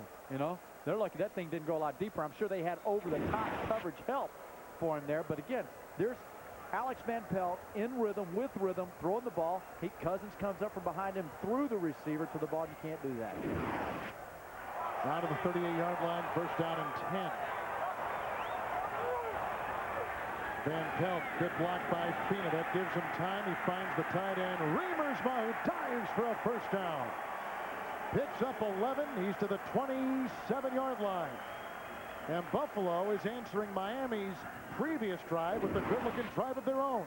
When they get over to the left side, what happens was Jamar Fletcher fell off and went back deep. Look, there's 2 guys back deep, and Remersma comes underneath from the flat. Nobody's there. Fletcher forgot to stay and pass off and to look for the tight end. That's just a young guy making a mistake. So now at the ball, just inside the 28, 1st down and 10 for Buffalo. Drive began back at their own 28. Henry grabbed from behind and torn down by the quick Jason Taylor. And Bromell and Bowens jump on the pile. 10.5 to play in the game. A gain of 2 right there. 2nd down and 8. Spot the ball at the 26. Yeah, and Henry's given him a new dimension, isn't he, with that offensive running today? They were patient with it. They stuck with it, right? I mean, it wasn't going real well. They stuck with it, and because of that, the offensive line's been rewarded. Something Miami wanted to do with their running game today. They wanted to, and I just don't think they've been as near effective as what's happened in Buffalo. Second down 8 from the 26. You got the back there. Van Pelt fires a pass. Good move by Centers down the sideline, dancing for a first down. A gain of 11 on second down and 8. With a seductive move, Larry Centers finds a first down for the Buffalo Bills. Larry Centers is a guy that's proven over the years that if he can get a linebacker with him, he's going to have a mismatch. No question about that. A lot of teams want to at least get a strong safety on him. 52 comes running from the inside, and Greenwood's just not quick enough to anticipate coming back to the inside, which is what Larry Centers does. Picks up a few extra yards. First down and 10 from the 15. Leading third down receiver in the NFL. There goes Van Pelt to the sideline, incomplete for Centers. It'll be second down and 10. Well, that was really a nice throw by Van Pelt. Throwing it wide, way to the outside. Managing the game again. Which is something Rob Johnson had a hard time doing in this Mike Shepard orchestrated West Coast offense. Well, we said it early in the game. Bottom line is get the ball to number 8. Number 8, he's made some big plays today once the ball's got in his hands, which is giving confidence to Alex Van Pelt. Second down and 10 from the 15. Henry again, they blow that dead.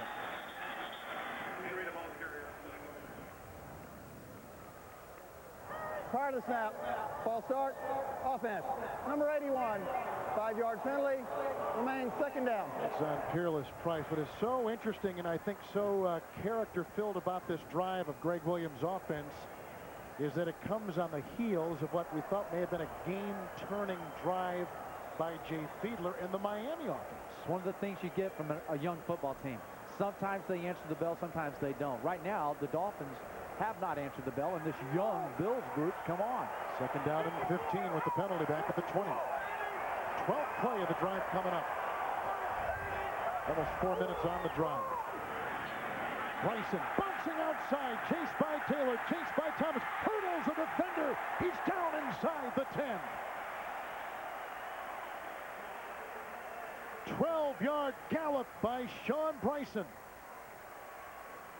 Not a bad combination, Bryson Henry here. When he gets to the outside, watch how he gets the height there. First, he bottles him up in the middle of the field. Then he gets to the outside, and most running backs know this is what they're going to get. So he goes ahead, jumps up high, and makes a heck of a run out of this play. I like the combination Bryson and Henry are giving him. He led the Bills in rushing a season ago. Out of a specialty back right now. They got to get to the 5 for a first, so it's third down and 3 at the 8. The pitch out to Henry. There's a block from Conatee. First down and a touchdown.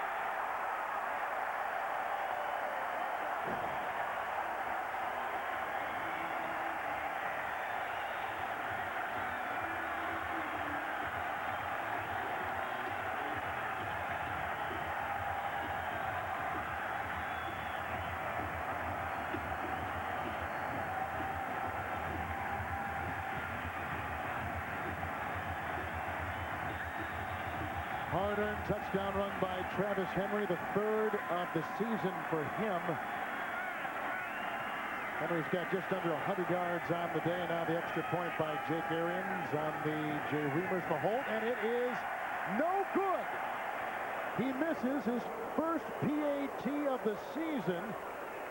We told you before how hard a time he has had with field goals this year. Now it is extended to his point after. Center and the right tackle pulling on that one. Nice job. The NFL on CBS is sponsored by the Intel Pentium 4 processor, the center of your digital world. Wendy's new Bacon Swiss cheeseburger and chicken bacon Swiss. And by the Travel Industry Association of America.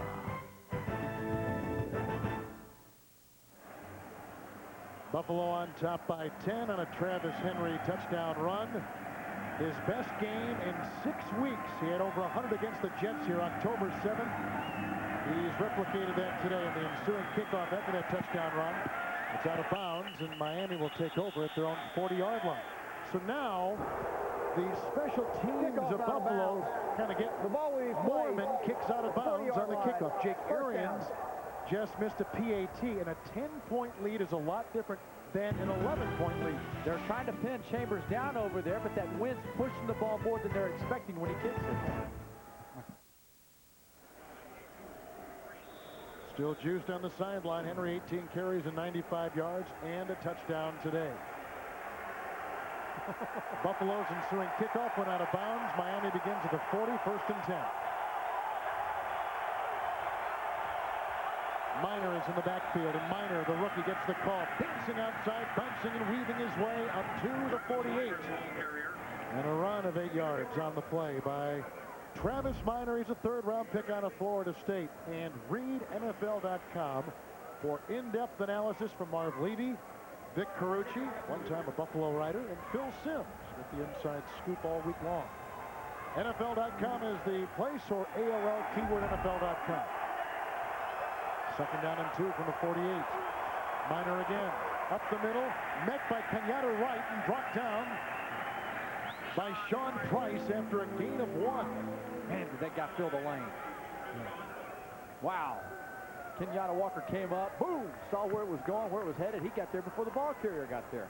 Kenyatta Wright has been a force in special teams as Pittsburgh now pulling on top of Tennessee. Cleveland shutting out Cincinnati in Cleveland.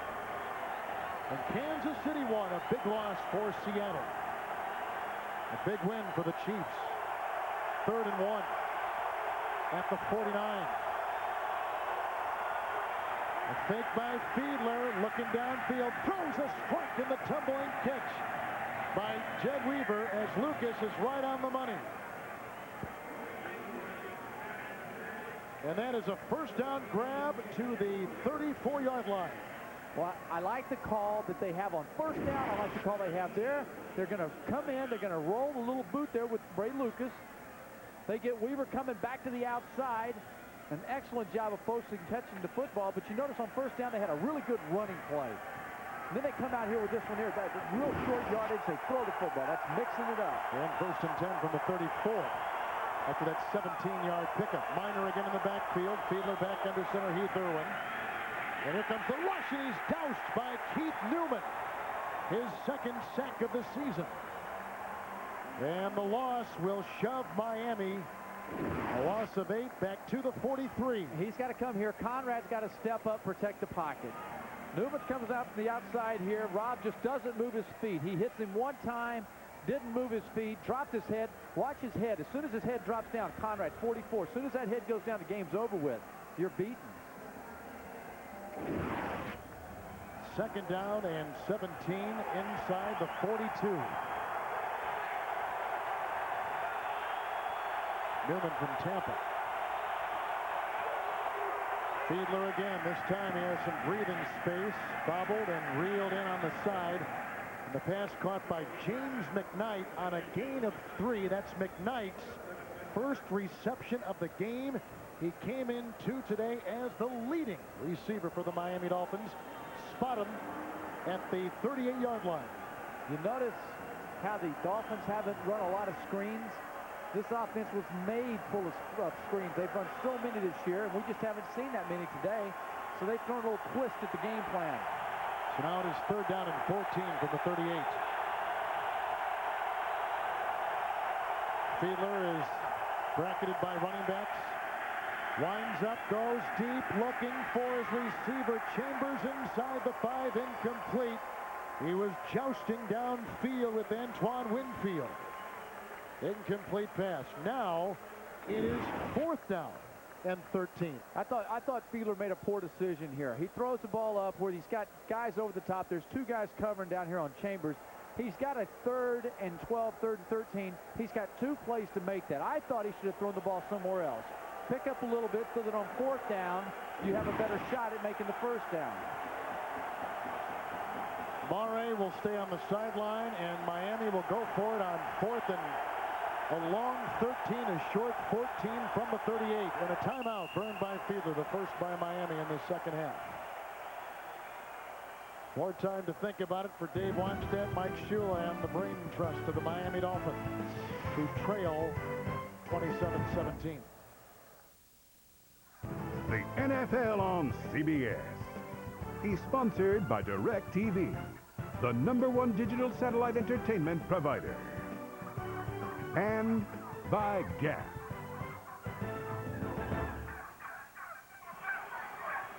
Well, coming up for the Miami Dolphins after they just took a timeout. 4th down, 14 from the 38. On their other 4th down today, a punting situation, they faked it. It was back in the first quarter. Fiedler is under center, Travis Minor at his side. They got to get down to the 24-yard line. Fiedler winds up, pocket crumbles, fires the pass, caught! It's grabbed downfield by Dedrick Ward at the 22-yard line.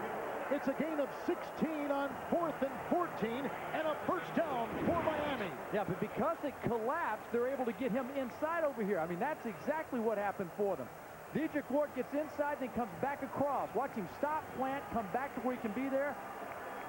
Beautiful job of Ward working to get in the vision of Jay Fiedler.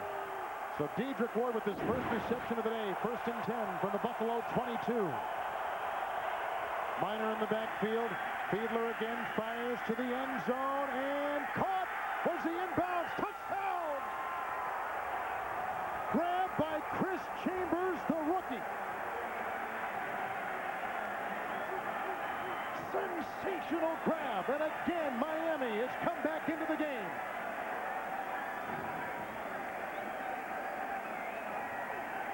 Fiedler throws his second touchdown pass of the day.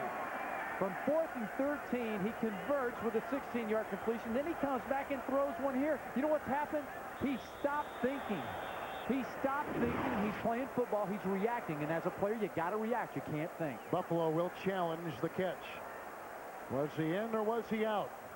I'll go ahead and jump out there and say right now, not only was he in, but even had he not been, he was pushed Buffalo out. is challenging the ruling on the field that the receiver caught the football for a touchdown. Chambers has a lot of potential. Wonder what he's upset about.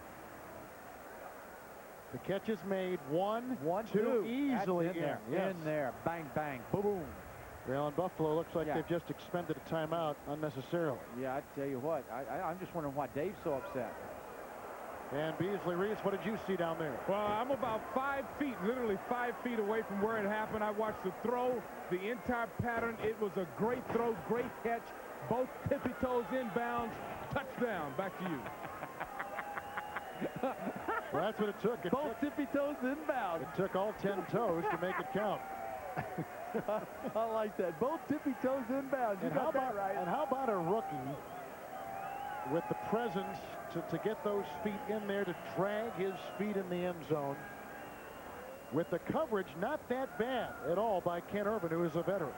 You know what I'm telling you, though, is the fact that Jay Fiedler threw those last 2 balls because he just wasn't thinking. How big was that 4th and 14 play at the 38? And this is what Shane Gailey and Dave Wannstedt said to us in our meeting. Hey, guys, we can't give up on Fiedler. He's brought us back too many times. Again, I don't know what they're looking at here. To me, you know, I go back to the number. Remember what I said now. The average time on a review is about 1:02.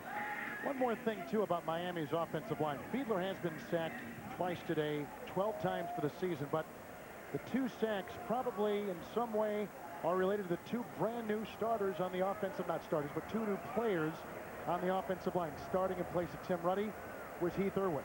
And then Mark Dixon broke his leg, fractured a leg earlier in the game, and they brought in a rookie free agent, Troy Andrew, playing in his first game to take the place of the starting left guard Dixon. And for the most part, they have given time to the quarterback, Jay Fiedler. Early in the game, in the first half especially, Pat Williams dominated by the Bills, for the Bills. He was just crushing the middle of the field, and I'm not so sure that it didn't take a while for the Dolphins' offensive line to get going. You know, credit to the Buffalo Bills. Their offensive line has been nicked up all year. They're used to having to play with a patched-up offensive line. The Dolphins aren't. Here they lose Tim Ruddy, they lose Dixon, and they've got to make an adjustment and get used to it right now. The changes Miami has made have been a left tackle. Marcus Spriggs was knocked out, so then they've had to go with Harry Swain and now Spencer Folau Jay Fiedler on the last 2 drives, 7 of 8 for 86 yards and that touchdown pass. And there's nothing like a couple good drives to get you going. There is no indisputable evidence that both feet did not get down with the ball in possession. Rolling on the field stands, touchdown. They made sure they got it right. And the Miami Dolphins, with 4:07 to play in regulation, trail by 4. How big is that missed point after now by Buffalo?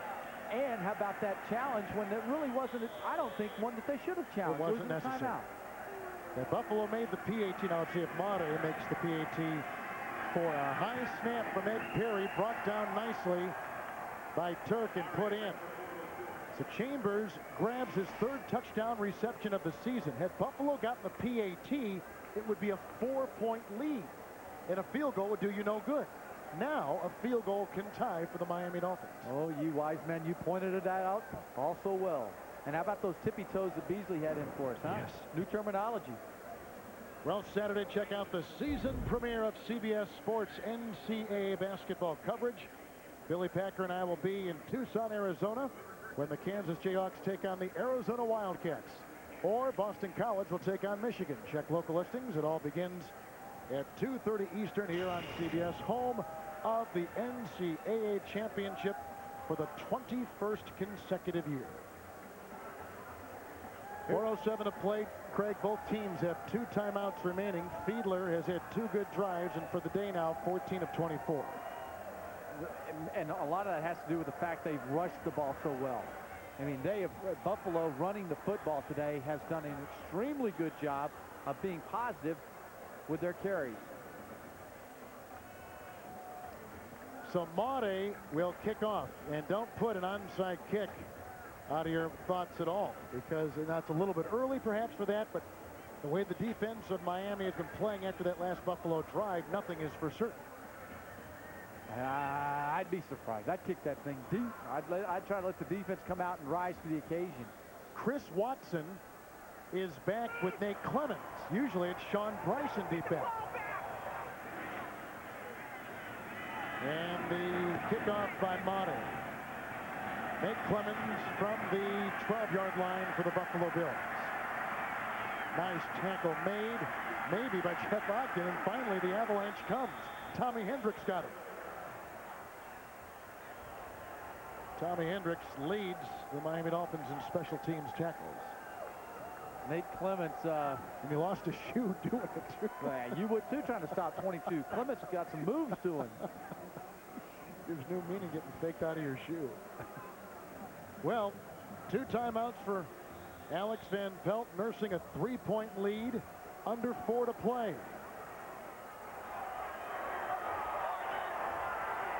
Miami has done well in close games this season. 1st and 10.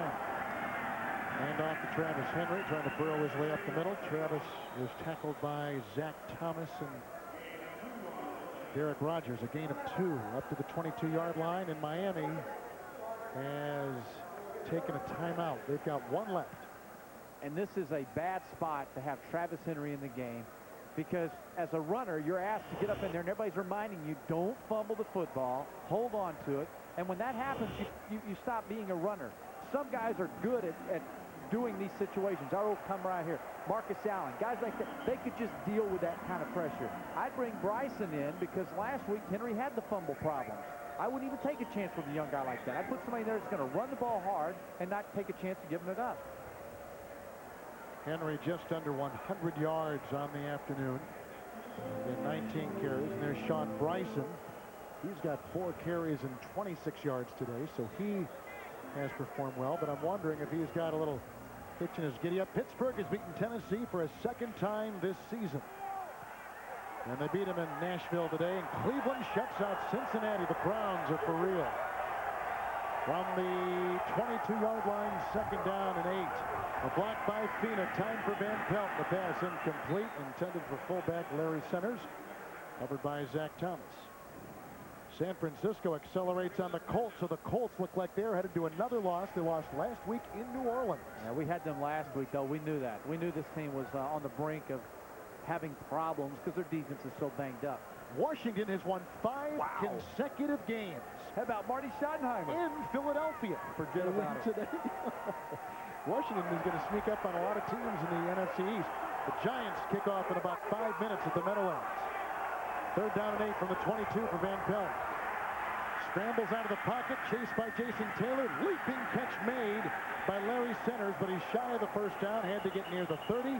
He's dumped at the 23, picks up a yard, and Buffalo has got a punt, 3.5 to play. And Miami has just taken their 3rd and final timeout. Well, tonight on 60 Minutes, Thomas Kincaid has sold more canvases than Rembrandt, Monet, Gauguin, Renoir, Van Gogh, and James combined. And that's why he's on 60 Minutes tonight. You go, yo-yo. All kinds of names in there. Beasley and I are from Texas. We could, although Beasley is a man of many things, so he probably gets all that 100%.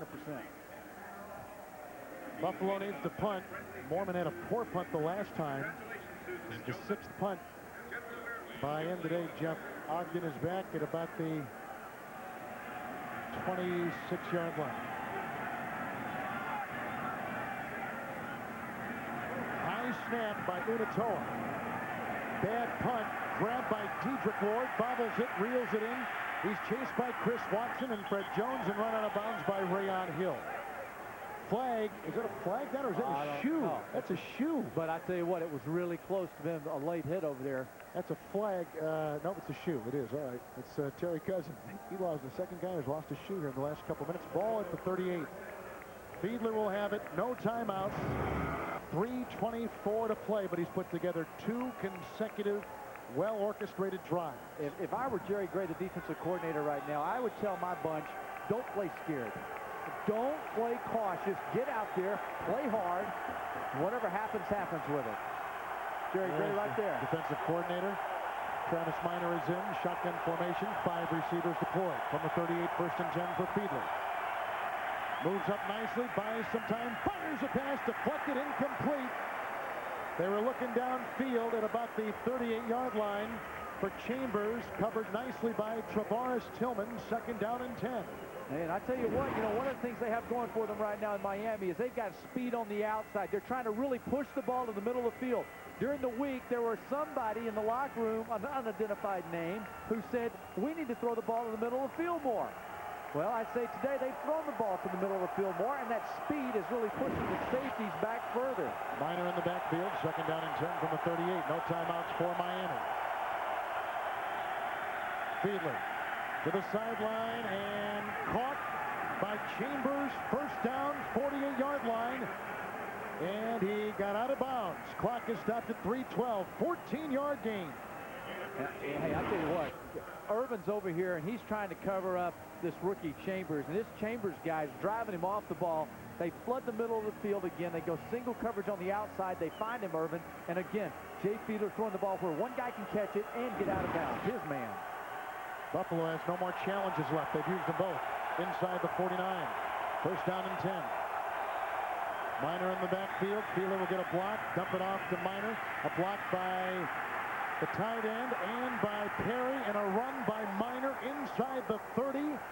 And another 1st down for Miami. 18-yard pickup. The clock continues to tick.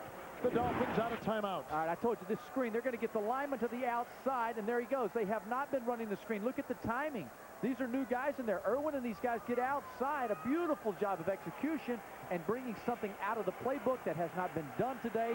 Worked really well right there at a timely time. Minor got the 1st down. He's in the backfield from the 30-yard line. 1st and 10. 2.5 to play in regulation. Fiedler runs it up, has to get to the 21, and bangs his way, spins his way to the 25. A gain of about 6. It'll be 2nd down and a short 5. Clock continues to tick. Miami cannot take a timeout. They have none left and a player down. Kendrick Office for Buffalo. He will hobble off. And Sean Price will come off as well. This will take us to the 2-minute warning. not bad there. Don't panic. Don't run to the line of scrimmage and panic for something. Go ahead and let these 10 seconds roll on off, regroup, get ready and go in and score.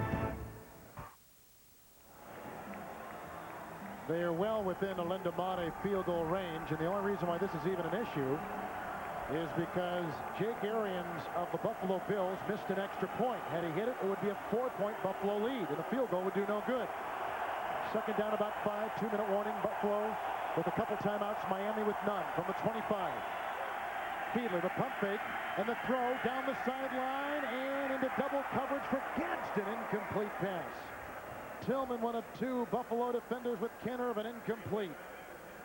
Man, did he make a nice play, Gadsden, to keep that from being intercepted. Man, you know, sometimes you're the receiver, sometimes you're not. He turns up to be the defensive back at the end of this play.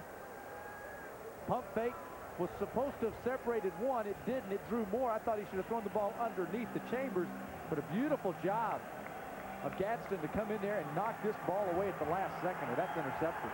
Miami has to get inside the 21-yard line. They're just outside the 25. They've got it third and about 5. Fiedler under center. Hand off to Travis Minor. They'll be close to a first down, but remember now, Miami cannot stop the clock. He's at the 21-yard line. Tackle made by Wright and by Foreman. A gain of 3 on the play, but he does not have enough for the first down. And the referee has to make a quick decision here. You know what? I mean, is this thing close enough for measurement or not? They're going to bring in Mate and not even fiddle with it anymore. Dave Wannstedt will go for the tie. Linda Mate, although this wouldn't be a game-winning field goal, has kicked 6 game-winning field goals. This is the tie of the game. Ball put down. A 39-yard try is up, and it is good, and we are tied with 1:11 to play. Mate has kicked field goals today of 25 and 39 yards. The last tying the game at 27. Jay Fiedler has continued to impress with his last 3 drives, 9 of 11, 2 touchdowns, 118 yards through the air. And the way that the offense managed the clock right here. You know, remember before, when there were 3 and 4 minutes to go in the quarter or the half, they're already calling timeouts. They really have done an excellent job of managing this game to get back in the game and tie it up. The stakes were high on this extra point miss by Arians, because even with the field goal, it'd still be a 1-point Buffalo lead and a 4-point lead to begin the drive for Miami. But the miss right there opens the door, and thus we are tied at 27 as Mate just made one from 39 and inside 40 yards this year. Orlando Mate is 13 of 13, almost automatic. That's why he's the second most accurate field goal kicker in the history of the NFL. And that's one of the reasons that the Miami Dolphins, at a -14 in the takeaway giveaways, are still battling for first place. They've executed in other phases of the game to give themselves a chance. Hey, 17 fourth-quarter points. That there is a sense of urgency I was talking about. They realize they've got to win this game on the road. Onside kick here? No, kick it deep. And they go with the line drive boots through the hands of Crosby. Vacuumed in about the 15-yard line by Clemens. Gets a block, moves the ball to the 40-yard line, and brought down by Travis Minor. Oh, Miami is saying they got the ball, and they did. It is a fumble on the play. Patrick Surtain picked it up in that pile some way.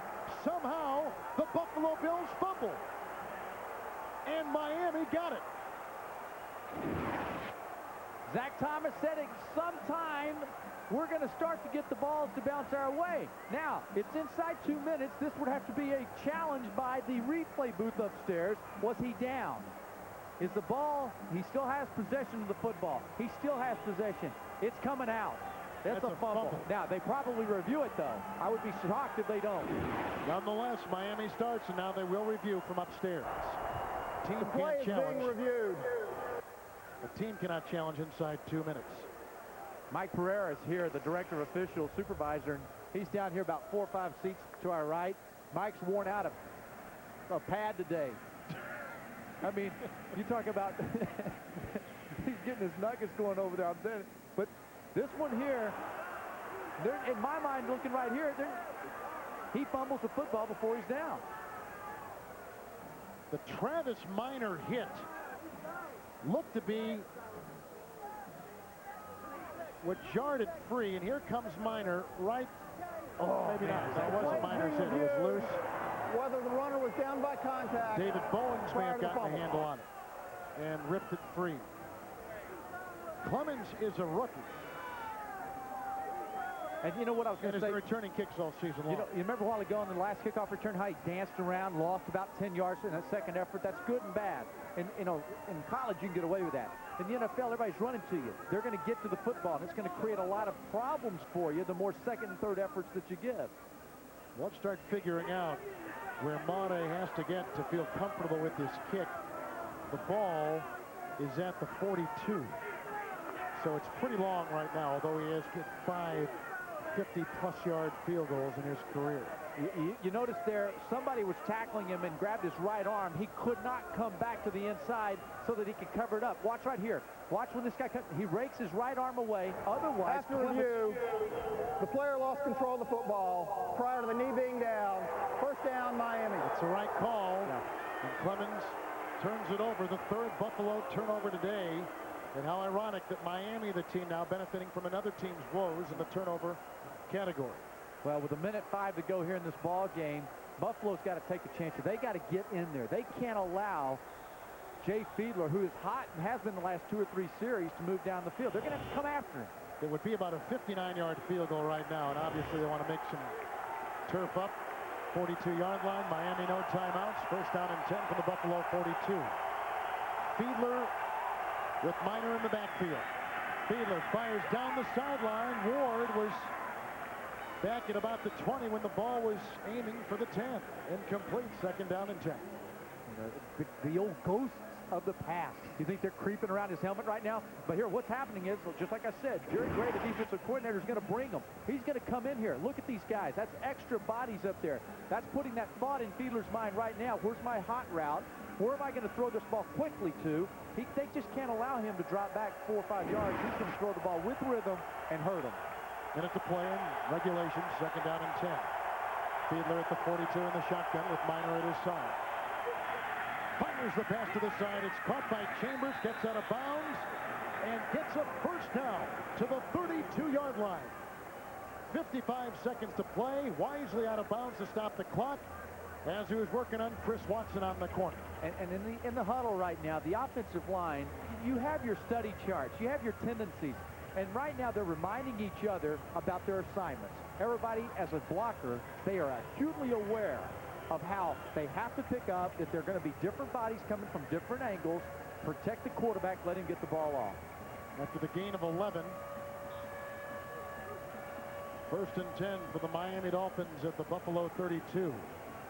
Right now, marching back 7, a 49-yard field goal try for Mata. Fiedler again with Minor in the shotgun formation. Sets up down the sideline for Chambers. Oh, what a catch! Touchdown! The Dolphins on top with 48 seconds to play. And the rookie does it again, Chris Chambers. And again, he beats the veteran, Ken Irvin. A 32-yard touchdown reception.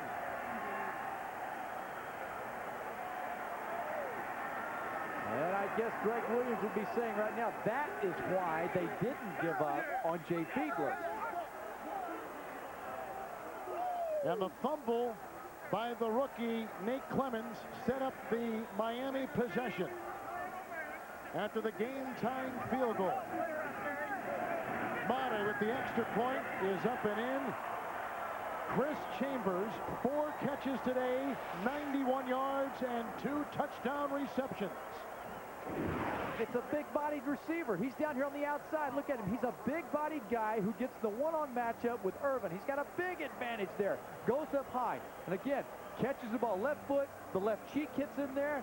So tippy-toe this and cheek that, and he's in for a touchdown. And again, the protection. Buffalo tried to mix it up. They tried to do crossing stunts in the middle of the field. They get the single coverage on the outside, and outstanding focus and concentration there by Chris Chambers, a rookie, going up making the play. I mean, that's a big league play right there.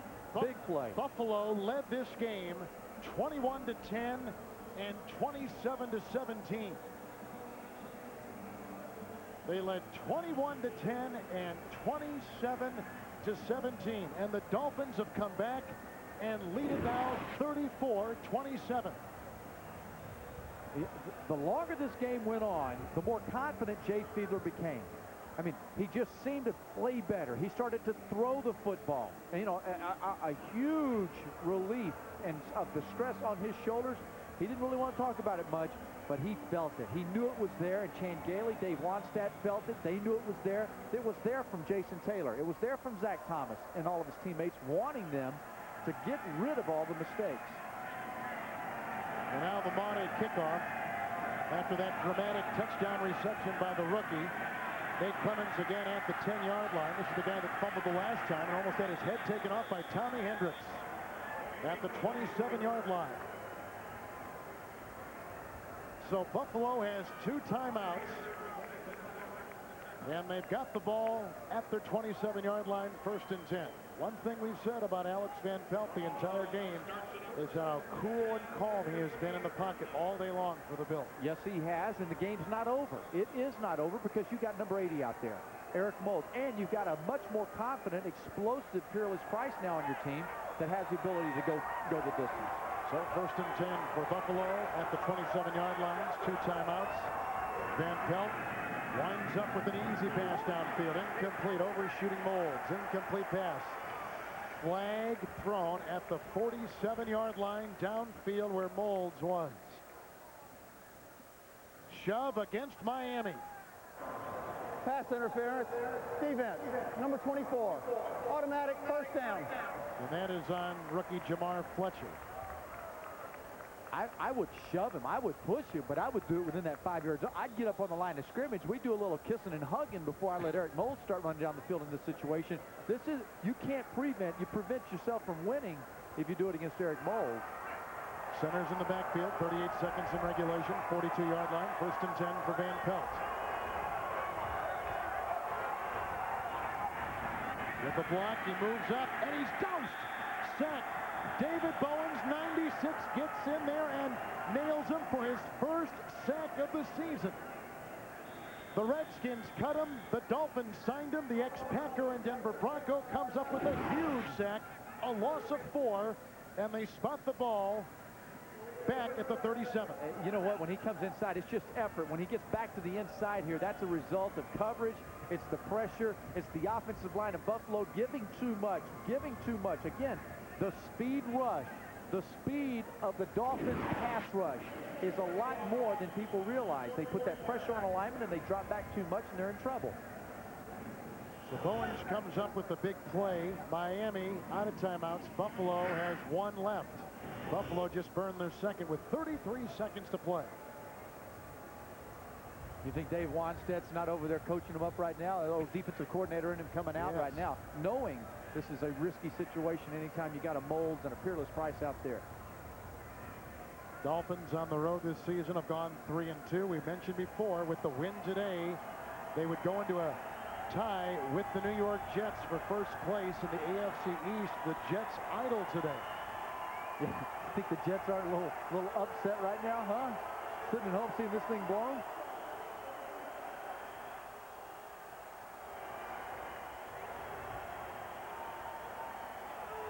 So it is 2nd down and 14 with the ball just shy of the 38. Van Pelt now rearranging his receivers. Moulds and Price will go on top and Jeremy to the bottom. Centers in the backfield. 2nd down and 14. Van Pelt winding up, going deep down the sideline. Moulds was there, got tangled up with Fletcher, but no yellow on the field, no penalty. Incomplete, brings up 3rd down and 14 at the 38. Buffalo with 1 timeout left. You know, again, about a quarter ago, it looked like these guys right here were headed down. I mean, what a reversal of fortune here. And the Jets, they've gone from the old smiley face to where now they're frowning. 38-yard line, 3rd down and 14. Van Pelt, a block from Spina. Time for the quarterback. Downfield, he throws to Molds. He should have a 1st down. His forward progress, nope, he's down at the 49. Had he almost fallen after he was hit, he probably would have had the 1st down, but he tried to bow back in, and he's shy, which brings up 4th down and about 3 after the gain of 11. And because of that, Buffalo has to burn their last time out. You know, they're going to come back across the middle, and I don't blame them. I mean, I think this is a good play by the Bills, and specifically Eric Molds trying to get some separation to pull off something. Go ahead and risk 2 or 3 yards. Because right now, 1st downs don't matter, though. He had the yardage. Yeah, he did, but he's trying to make a big play for them to get around the corner. Now, here's something I think it's not used enough, is a hook and lateral. This is a perfect place to do a hook and lateral, to get yourself down to about the 30, 25-yard line, to take that one last crack into the end zone. You got 2 snaps to go, and I wouldn't be afraid to throw it to the middle and do a little hook and lateral. So now it is 4th down with the ball outside the 48-yard line. You buy me a hot chocolate if they do the hook and lateral? Yep. Okay. I'll buy you more than that. It's about 3 yards, 4 yards to go for the 1st down. Buffalo out of timeouts. Centers in the backfield. Van Pelt across the middle. Caught by Eric Molds. Breaks a tackle of Marion, then is tripped and brought down at the 32-yard line. He picks up 20 yards on the play. No timeouts for Buffalo. They got to get the snap off. He spikes it with a second to play. There should be 1 second, or let's see. Our clock had a second. And they say the game is over. Wow. And Miami has come back to win. And now there is a 1st place tie in the AFC East with the 7-3 Miami Dolphins and the 7-3 New York Jets. They say it's a game of inches, and Eric Molds, they just get his shoelaces, or there's another snap in this ball game. You know, 86, boy, he needed to get over there and get... Oh, they got the snap off in time. It sure looked there like was it, a the second stadium left. Clock ran out. This continued to go. I think there's a second left.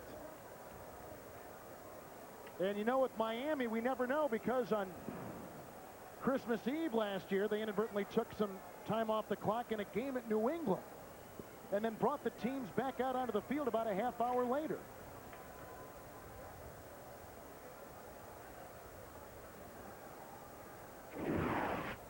Well, there's a second left right there. The snap is made.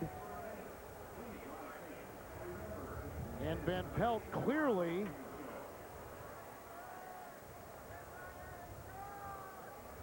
but if the ball didn't hit the ground until it hit zeros, that's over. That's it. It's not reviewable. It's over. Snap goes with the snap they get, but the ball's up in his hand. You see it at his shoulder. It goes down. Oh, gosh. Boy, that's close. That is so close. That's close. That is close. Even then, look, I think it hits even with the second left on there. That's a bang-bang play for sure. Well, let's one more time. Now watch when the ball, we know the snap has been before a second, but watch when the ball hits, which is right there. There, it hit. It hits with the second left. There was time on that clock. There is time left on the clock. You know what? And it's not reviewable. I just asked Mike Pereira about that. It's not reviewable. I'll keep my tape on my ankles. How's that? I'm not giving up on it yet. The ball hits the turf with the second left. The snap is clearly. It's not reviewable. You can't reviewable. Yeah. You can't review it. It's over. So Miami comes from behind to beat the Buffalo Bills 34-27. Fiedler's last 4 drives, 11 of 14 with 3 touchdown passes. That's why they stuck with him. Chan Gailey said he's brought us back before. We're going to hang with him. Now for Craig James and Beasley Reese, Kevin Harlan saying so long from Buffalo. The Dolphins come from behind to win it. Coming up next, it's doubleheader action as the Raiders take on the Giants or the Ravens battle Jacksonville. You've been watching the NFL on CBS.